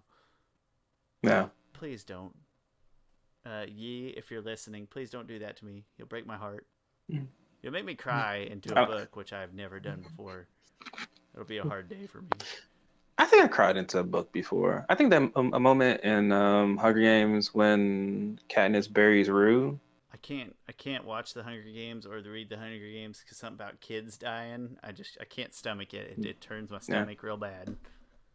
Something about children murdering each other. I can't hack it. Heather that's just watched those the other understandable. day. In fact, this like finished last night, but it would have been really cool if we could like hear Jennifer Lawrence just screaming at stuff over there on the TV in the next room. I volunteer as tribute. Everything Just, she says is just it's a movie full of Jennifer Lawrence screaming. I swear, the first one at least. It gets better, but yeah. It's I just long story short, I'll probably just be thinking about that relationship. That is the cliffhanger until the next book, and I really need it to come yeah. out as soon as possible. I'm very sad that I can't figure things out right now. Yeah. Ranji, why did you leave? Just stay together, be happy. Ah, it's killing me. Hey, that's probably all I got to say. Now that we are 2 hours and 37 minutes in, but listen, Nice. you can 2 hours 37 minutes, or you can just go read the book in I don't know 8 hours. I don't know how fast people read. It probably took me 10 I don't know hours. either. I'm kind of a slow reader. It probably took me 10 hours. So you could listen 2.5 hours less, or this is one time where it's like, you know what? Don't even watch this episode. Just go buy the book and read it and enjoy, and then come talk to us on Twitter and stuff and tell us your I mean, feelings. well, also watch this. Well, So, yeah, it'd be yeah, cool or if you listen to watched it. this. Yeah, it'd be cool. You don't Yeah. read it and then watch Although, this, and then although if you tell me got what you if think. you gotten to this point in the podcast where we're telling you to watch this, you've probably already watched And this. hopefully already read the And book, or listen. this is going to be very disappointing to have all these Yeah. spoilers. Not to me, because whatever spoilers. Yeah. I'd have read it anyway. Well, That's how good it is. That's my review of this book. Is so good. You should read it, even if we spoiled it. That's the most glowing review I can give.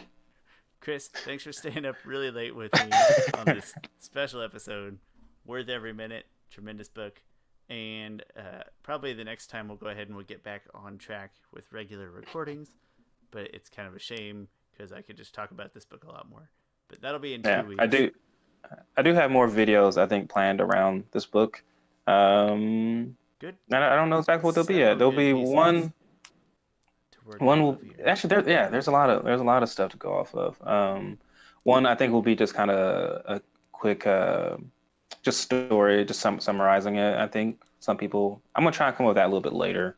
I think just to give people time to read the book, and maybe try and put like, I don't know, some type of illustration there. And then my top, I do want to do this one, my top probably 10 moments from this book. So that's probably the one I'm looking forward to the most. If you decide to examine the connection between purity and airbending prowess, I would love to Oh know. yeah. I would love to know if I keep thinking of like a polygraph test. They always say that like on a polygraph test, you can be lying, but if you've sort of convinced yourself that what you've Yes. done is just all right, you can get past the polygraph test. So in my head, it's like Kelsang might feel really bad, but if he knows with conviction that he was working for the greater good, then maybe his Mm. spirit is still sort of pure and innocent enough. Long story short, if you do a video on that, give me a holler because I need I need to watch it and mull it over. That's a very deep moment for me. Well, Very confusing actually, questions. I do have a when we're talking about it, I have a thought about that of like, should Aang have killed the Fire Lord? Which I was going to make a video about that at some point in time, but this book provided more evidence a different way than I was originally thinking before. That maybe he should or shouldn't. I won't spoil it. Yeah, Yeah. yeah. And this the thought of somebody losing their bending powers because of their I don't know, because of their nature. Like you're never supposed to lose bending ever unless it's straight up stolen from you, which doesn't happen very often, shall we point out. Just the thought, like it's not like you get old and your bending powers get weak even. Like look at well, I suppose it could. I don't know if they really explore that too much. No, doesn't really show. Yeah. I gotta stop talking. It's time to go to bed. These we gotta cut it off somewhere. All Thanks a right. lot, Chris, for recommending this and telling me when it came out. Best purchase I've made in a long time. Tremendous book. Thanks for watching. Hopefully you split this up into a couple of different days, and hopefully you've already read the book because it's worth it. Please talk to us on Twitter. We'd love to engage in conversations about this book, and I'm sure that there are a lot of things that we missed trying to cover this book in just a couple hours. So thanks again, Chris. Thank you. Great to see you as always, and I will talk to you guys again soon. Later.